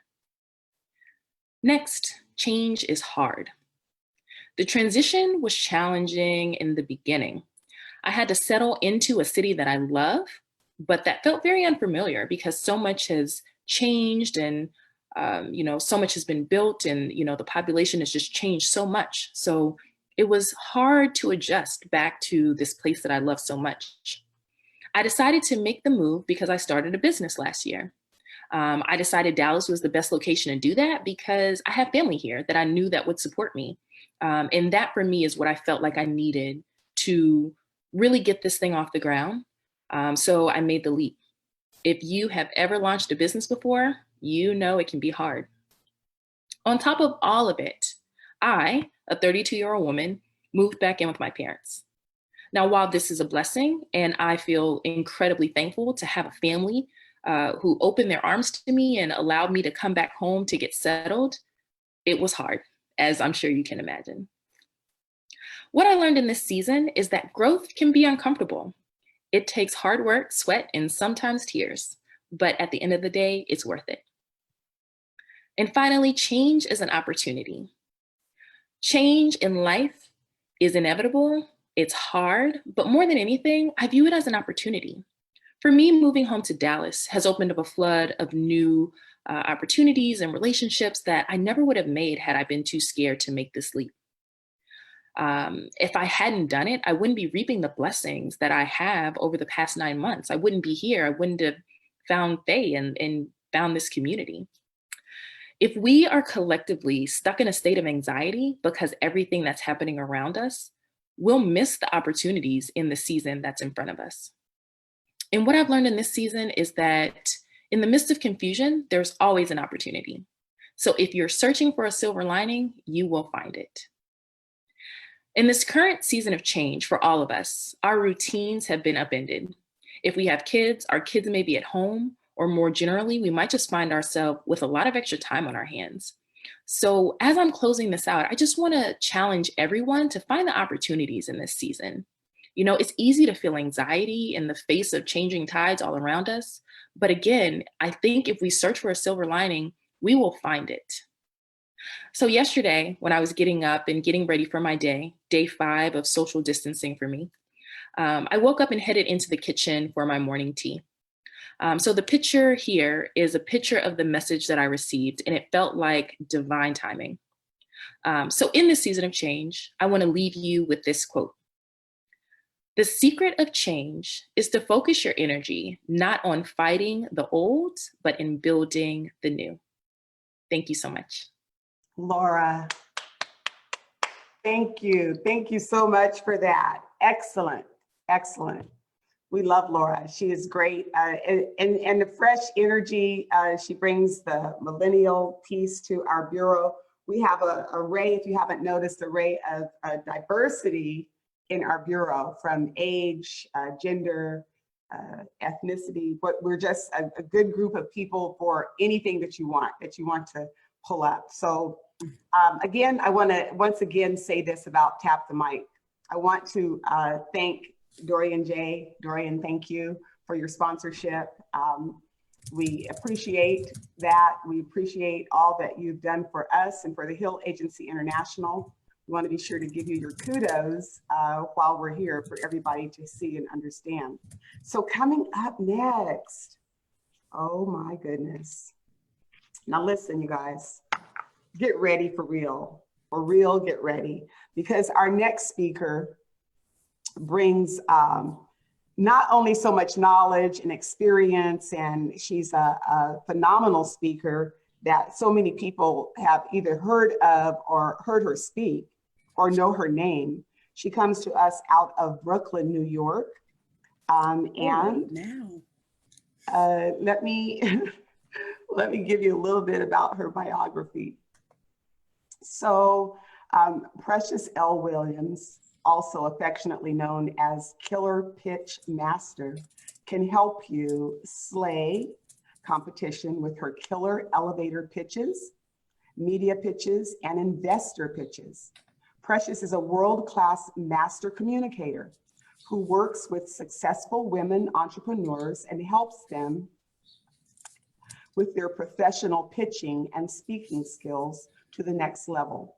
With over 25 years of professional experience in creating unique branding, speaking, and marketing techniques, Precious trains her clients and sales team at Fortune 100 companies how to remain authentic and transparent when presenting in distinctive audiences. As a 13-time National Business Elevator Pitch Champion, let me say it one more time. As a 13-time National Business Elevator Pitch Champion, Williams has been on top television shows and publications for her pitching, branding, and professional speaking skills. She was featured as on season 8 of ABC's Shark Tank. Maybe some of you remember her and saw her on Shark Tank. Forbes magazine, CNN, MSNBC, Wall Street Journal, the movie Leap, as well as several others around the world. The philosophy of her killer pitch is evident in the strategic and personalized creative communications and presentation solutions that Williams puts forth. As serial entrepreneur, international professional speaker, and coach, Williams is equipped to bring life, authenticity, strategy, and boldness to all of your oral and written communication needs. She is a graduate of Spelman College and Rutgers School of Law. She currently lives in Brooklyn, New York. Precious topics of expertise are elevator pitches, public relations, investor pitches, and media coaching. But today, get ready for real. Everybody needs to know how to pitch. Today, she is going to speak on Pitch Please, how to successfully pitch anything. Precious Williams, it is. Can you hear me? Bring it on. All right. Can y'all hear me? I hear you well. I just want to make sure. Hey, good afternoon, everyone. My name is Precious Williams. I'm the proud founder and CEO of Perfect Pitches by Precious, where I teach the art and the science of the most killer elevator pitches, media pitches, investor pitches, and speaker pitches. So today, I'm not here to play with y'all. I'm not here to give y'all BS or fluff. One of the greatest things, I was sitting here thinking as I was listening to all of these great speakers today, I was getting emotional. Like really emotional, because I didn't want to give y'all the standard or the tried and true. I wanted to give y'all some real tips, tricks, and techniques that really teach you how to pitch anything. We are in a different day and age with the coronavirus, COVID-19, whatever you want to call it. It's now time to do things differently. And so one of the things that I want to share with you is my background, because when some people read my bio and they're like, oh, she had it going on. She always had it going on. Let me tell you something. You want to know how to win a no-win situation? You have to rewrite the rules. And so I am from the inner city of St. Louis, Missouri. There is no one in my family who went to college before me. And there's no one who graduated from high school before me. I graduated from high school in June 1997. I got a full scholarship to Spelman College, but before that, I was getting beaten up and abused and tortured by my mother and father. In fact, my mother on November 18th, 1991 tried to kill me. And yes, I'm still here. I'm 41 years old. That's because that's the goodness of God. That is the goodness of God. That's His grace and mercy. So when I tell you, I've been through some things. And the only thing that kept me going is that my grandmother, the great Precious Williams, the one that I'm named for, she stepped in when I was 15 years old. And she asked my father, who was a drug addict and is still a drug addict to this day, she said, let me raise her, give her to us, which my grandmother didn't know. She didn't know what she was getting into, because I was a very violent and angry child, because I had been abused and tortured and rejected and dismissed by my own parents. So when I walked into her home, I didn't know what I was going to do. I didn't know to really trust or anything like that. You know what my grandmother did every day? She made me get in the mirror, and she would make me get in the mirror and say, I am the greatest of all time. Oprah's gonna know my name. I'm a world-class speaker. She would just make me do those things. And I didn't believe her. I'm looking at her like, I gotta do this. She's like, yeah, you got to. She said, you gotta know who you are. You have got to know who you are. She said, I knew who you were when you were born. And I was just waiting and biding my time till I get you. And she got me at 15 years old. And because of her, I went from being in special education classes to being the #1 student in my class. I went from being dead last to being first, the battalion commander for the junior ROTC program. I went from not speaking at all to being a professional speaker at 16 years old. In fact, my first speaking engagement was before the mayor of the city of St. Louis. My second speaking engagement was before the governor of Missouri. That's how much she believed in me. And she used to tell everybody, that one's gonna make it. This is my golden child. Just because nobody wanted her, I wanted her. And I'm gonna prove to y'all why the last is really the first. So again, I'm coming to y'all very emotional, but I'm coming to y'all for real. So I had a full scholarship to Spelman College. Wonderful. Went to Georgetown University Law Center. Got kicked out in 2002. That's a different story for a different day. Started over at Rutgers School of Law, Newark, New Jersey. Graduated in May 2007. Passed the bar on my first try. Became a successful New York City-based attorney. And wanted to raise my family out of poverty, the ghetto, projects, and all of that kind of thing. That's what I wanted to do. What I didn't realize is I had to deal with some demons from my past. And so I was dating a great man. We broke up, started dating a very famous Hollywood actor when I was 327 pounds. And he inspired in me to start a company called Curvy Girls Lingerie. Now think about that. I was 327 pounds. What do you think most people told me? You're too fat. You're too black. You don't have an Ivy League degree. You'll never get on television. You da-da-da-da. All the things you can tell a black woman who doesn't look a certain way. But I trusted God because he told me, you're going to do it.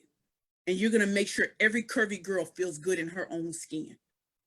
So let me be honest with y'all. I had negative $400 in my bank account. Negative $400. Because I quit every job I ever had. I've never had a job last longer than a year in my entire life. So when I tell you,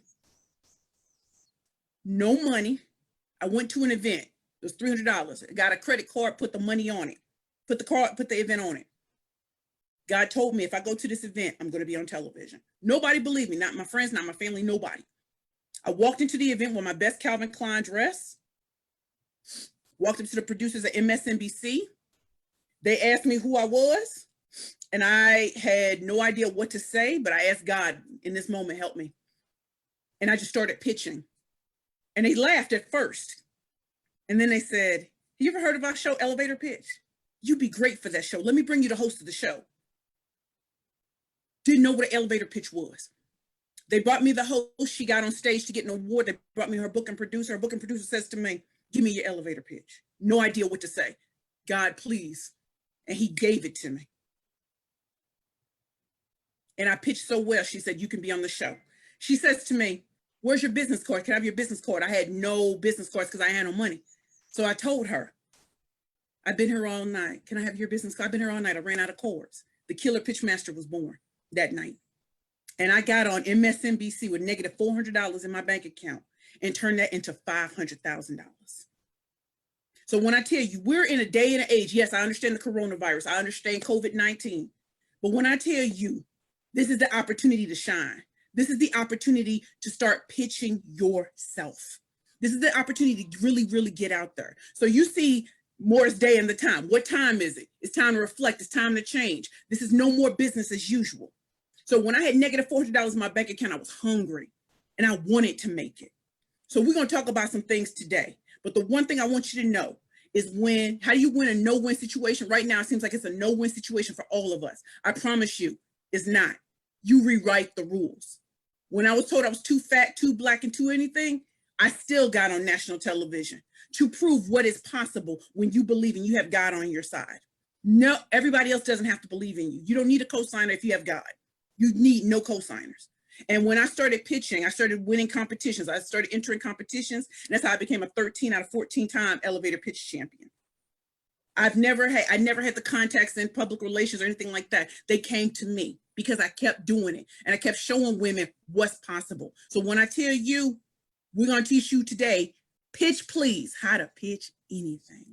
So the first thing I want you to know is that with an elevator pitch, you need, who are you, your name, who do you serve, what kind of products and services do you have? The regular, you need all the standard, regular, everyday things, the stuff that you can find on Google.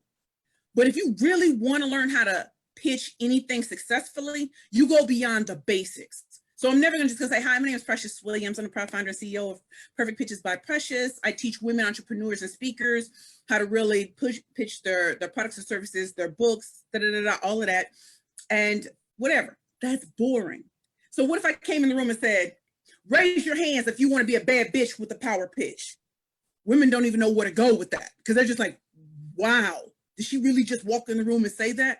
And then they'll start to raise their hands because what you've done is you've interrupted the pattern. The pattern is for people to be boring and to say the same things over and over. You're going to interrupt the pattern. You're going to ask a question. You're going to say something startling. You're going to say a whole lot of things that are very, very different from other people. Very, very different from other people. So when I started asking that question, raise your hand. I said, raise your hands if you want to be a bad bitch with a power pitch. I speak to unapologetic women or women who want to be unapologetic. I speak for those who've been told that they would never make it.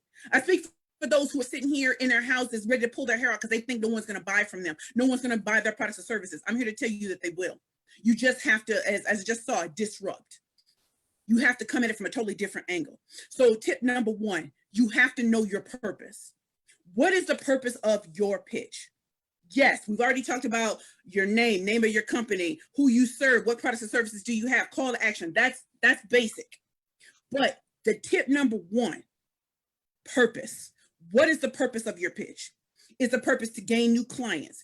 Is it to gain an investor? Is it to get people on your mailing list? Is it to gain more resources and everything like that? What is it? Is it to get media attention? Because once you know what the purpose is, then you can start to work backwards. But if all you're doing is just pitching and hoping somebody listens, it's a problem. Know what the purpose is. Because when you know what your purpose is, the right people are attracted to you because you're speaking to them. So what is the purpose?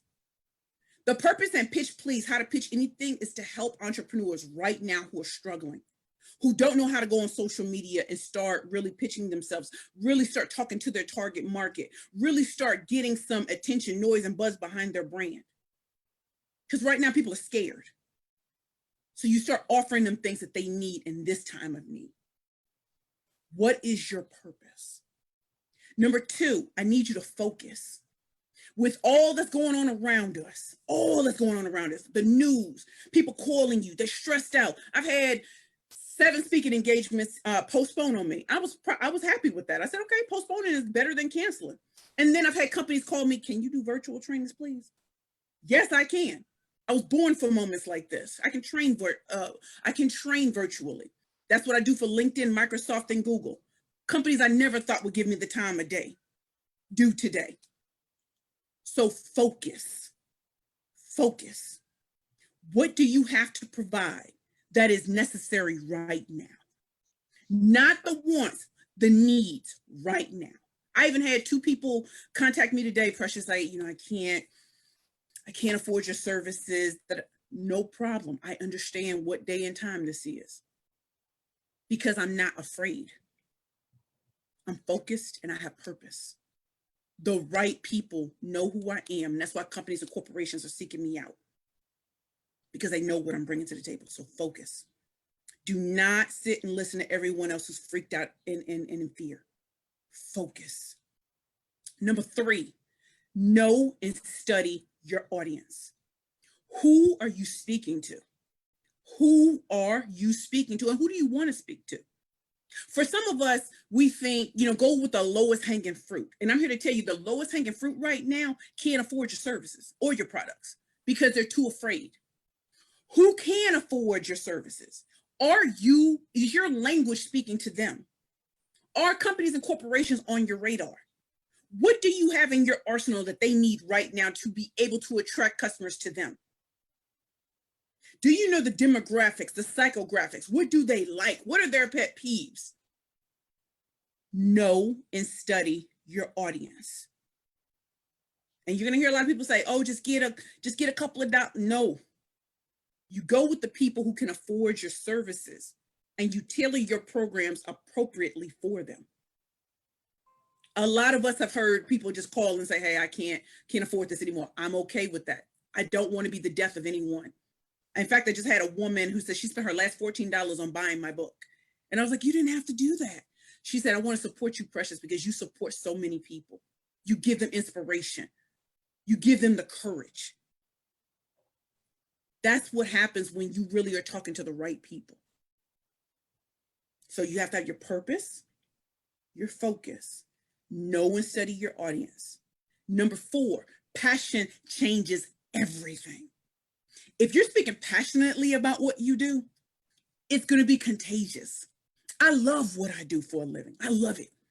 I love that the very people who dissed me years ago, who said I wasn't quite good enough, I wasn't quite tall enough, I wasn't quite pretty enough, I wasn't quite all of these things enough, are looking at me today shocked. I don't know why, because God told me at 5 years old who I was, and I was special. And my grandmother told me I was the greatest of all time. So we're born for moments like this. Passion. And number 5, don't give up. Don't give up, y'all. Don't give up in this moment. Keep going. They need you and they're ready for you. So know and study your audience. Passion changes everything. And don't give up no matter what. And I know my time is coming to an end, but I just want to share this one last thing with y'all. 3 years ago, I was homeless on the streets of New York. 3. I had just appeared on Shark Tank, had done all this amazing stuff. And I was homeless because the love of my life died. I became a severe alcoholic and I lost my mind. And I tried to take my life. And I believe what people used to tell the stories people said about me. I even started to believe what my mama used to say.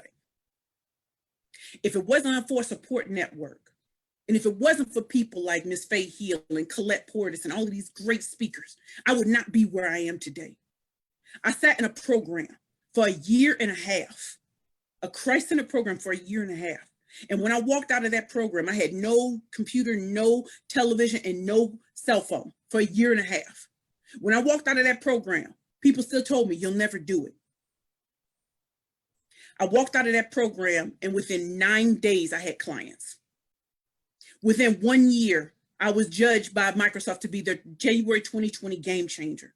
I was speaking at LinkedIn. I was judging pitch competitions at Google. The very companies people told me I would never speak at, I do.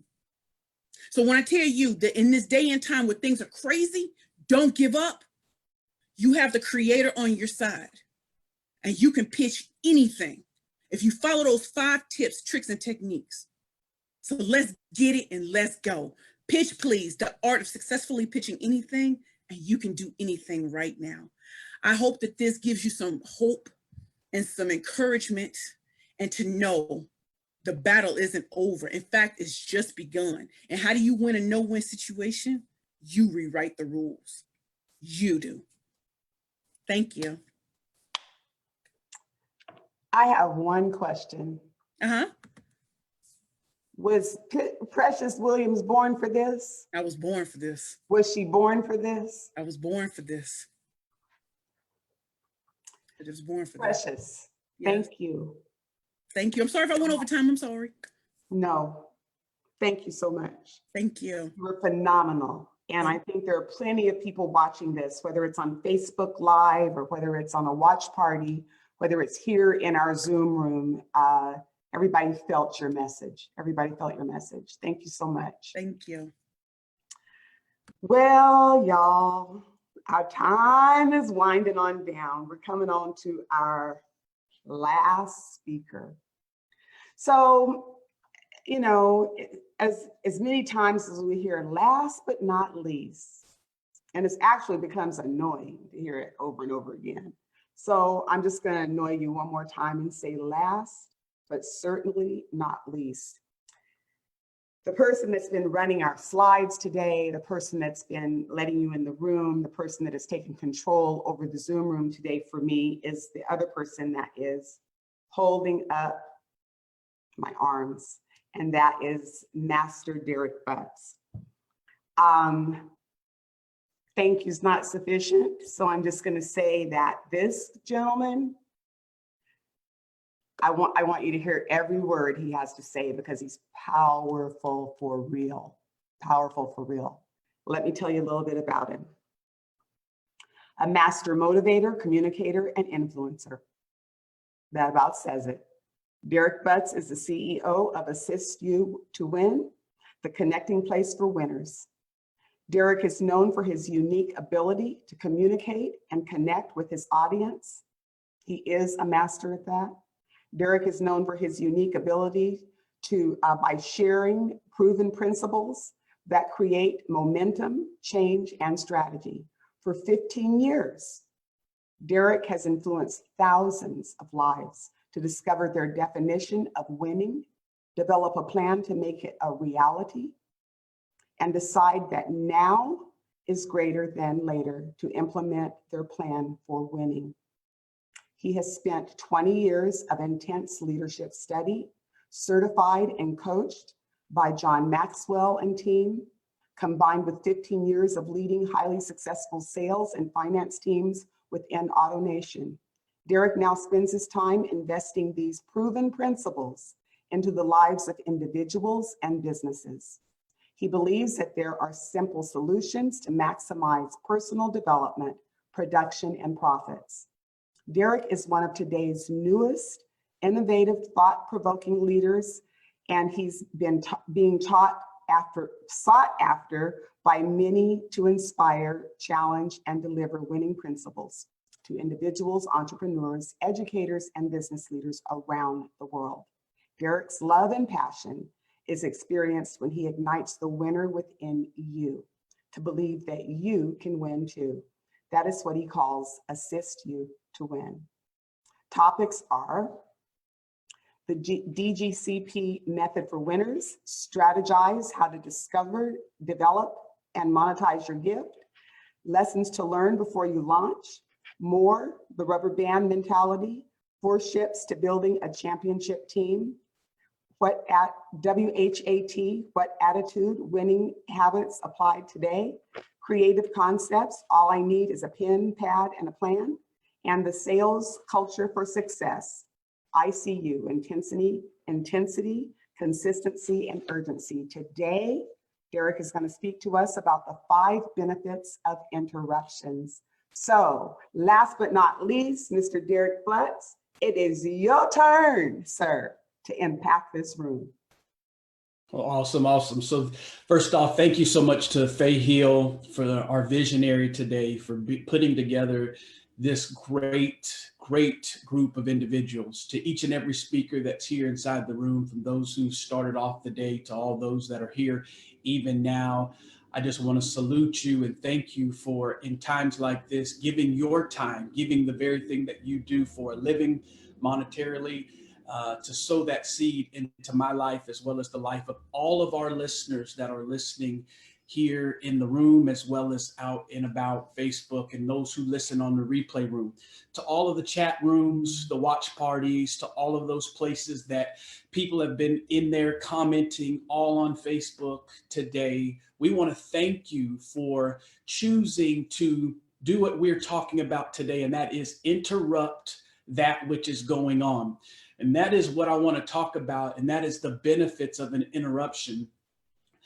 Man, I tell you, Precious sets us up perfectly to move right into this topic. I see the chat room inside the Zoom room going off, that you're so motivated, you're ready to go do something. And that is the whole reason why we wanted to sample the speakers, because today the buffet of motivation and inspiration has been laid out, that you just had to be able to receive something that will cause you to go to the next level. So let me ask you a question, because I just learned from Precious that if we want to be impactful, we need to come out the gates with something. So let's start that off and apply that which we've learned. Do you want to have a breakdown, or do you want to have a breakthrough? That question needs to be answered right here, right now. You don't need to wait. You need to answer that question. Do you want to have a breakdown, or do you want to have a breakthrough? If you answered that question the way I believe you did, and that is, I want to break through. Yes, Matt's throwing it in the text. Precious just threw it in there. That you want to have a breakthrough. Breakthroughs, first off, begin inside of our mind. They begin in our mind, not just mindset. Today, I believe people need a mind shift.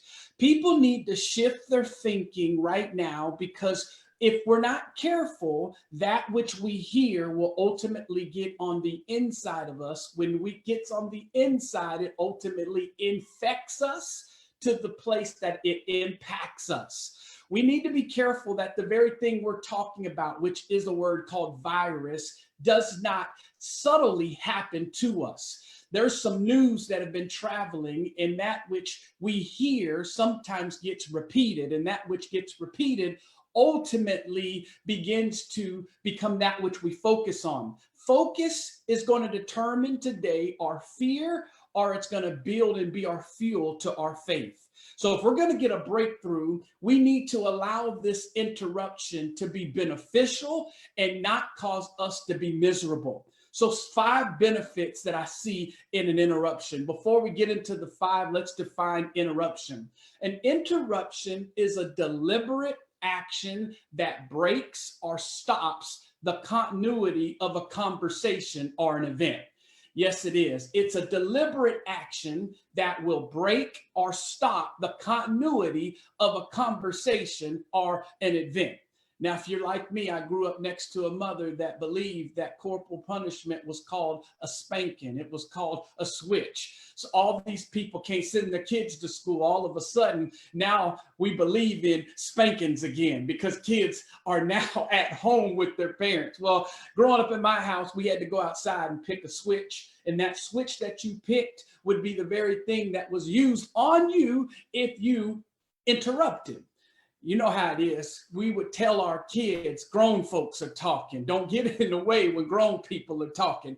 If you interrupted, you had to use a couple of words before you were even permitted to speak. You had to start off, excuse me. I believe here we've had an interruption that was uninvited. It was unannounced. And truth be told, we were unprepared for. COVID-19 has been America's interruption. Now, interruptions can actually be good things, but if you're going to interrupt, there was something that was already going on, and there's the interruption that says you need to focus on what I'm about to tell you. Is that not true for us in America? We've had so much stuff going on in our life, but COVID-19 said, hold up, wait a minute, I have to interrupt some stuff for you. And if it interrupts, it better make sure it brought some news that was going to cause us to focus on something more important than what we were focused on. So number one, first thing I believe in the benefits of an interruption is that it helps you to examine your priorities. When you have an interruption, it lets you to examine your priorities. I'm going to tell you, I was in a hustle bustle mentality coming in and out of my home. And when I had this interruption called COVID, it made me focus on my priorities, or at least examine them and see if my priorities were even in order. Do you realize that we can be busy yet not productive if we are not careful, that we would put things that are activities yet not things that produce productivity? And I had to examine my priorities, and I realized that I was trying to save a world, and I ultimately wasn't saving my family. And so when COVID-19 happened, it caused me to slow down and focus on the things that are actually important. Going out to eat every day, going over here, going over there. But then COVID-19 comes and we realize we have food in the cupboard. We know how to cook. We can do certain things. It caused us to examine our priorities. Number two, the second thing that the interruption caused me to focus in on is it challenged my strategy. When you have an interruption, it will challenge your strategy. Do you really have the game plan that's going to cause you to be successful, or do you have a game plan that will only cause you to be good right now? As we just heard from Precious, she said to rewrite the rules, that you got to sometimes look at things and see that you need to do something totally different. Strategy has the ability to cause what is done in your short term to have longevity in your long term. I believe Matt shared with us early that we don't want to just be people that can start well. We want to be people that have a marathon mentality. We want to be able to end well. Marathon runners have the ability to find a second wind. Here we are as speakers, as authors, as coaches, as influencers. This right now is challenging all of our message. We get the opportunity to stand on stages, share with audiences, inspire people, and tell them how to change their mindset. And right now, ours in itself is being impacted. We had that opportunity. Faye Hill responded with, if you won't let me come together in a meeting room, I'll develop a meeting room. And here we are in a virtual showroom. Here we have this great chance to challenge our strategy that will let us live on beyond us. We had someone tell us to write a book. We had someone tell us to be motivated every day, just like we bathe. We have all of these things that if we will incorporate them, they will become strategy that does the third thing that interruptions help. And that is it bursts creativity. If we go back in time and just look over our lives and see that all of the people that come out with great ideas, they fell in love with the problem. That's what happened. They fell in love with the problem. If you'll become passionate right now about a problem, your creativity will solve it. And the greater the problem, the greater the profit. See, Precious talked about having negative in her account, but her mind didn't have a negative thought. See, you can have a reality that may be negative for a temporary time, but if you have a thought, you can be the thinker that thinks the thought that creates the thing in which you thought. If you didn't get it the first time, hit the rewind button and you'll get it the next time. When you birth creativity, I like to tell people all the time that you build what you birth and you drop what you adopt. See, this ain't the time for you to go try to be something that you're not. This is the time for you to be who you are and for you to do what you were, can I steal it again, Precious? Born to do. That's what it is. You got to be who you are and do what you were born to do, which means if I will birth creativity, I can see, number 4, new opportunity. See, all we're looking for right now is new opportunity. Millionaires are happening right now. People are on their computer right now. People are thinking thoughts right now. Companies that are going under are being bought out by a thinker right now. If you just look at time, time always will have a bounce back to it. 2008, the economy went down. Look at us now in the greatest time. So don't you give in just because of what you naturally see. Choose to see something different. So number 4 is create new opportunity. And number 5 is execute with intentionality. You don't have time to waste time. So think about what you want to do and do it the way Paul Revere did. I'm ending right now. Paul Revere came through the city. He came on a horse. And when he came on the horse, he came with the message saying what? The British are coming. The British are coming. Well, can I challenge you to not just let life interrupt you, but I want to challenge you to interrupt life itself. Many of us in this room need to go back to our tribe, go back to our people and interrupt what's happening right now. And tell people, what are we going to tell them? Life is still good. Life is still better. Life is still great. And if you will do that, can I tell you this? You're going to win. So as we are in this room today, I just challenge you to let the benefits of interruption take over your life and be everything you were designed to be, because it's intentional. And because it's intentional, guess what? You might as well get on top and win. I'm Derek Butts, assist you to win, the connecting place for winners. Lord. Oh my goodness. Derek.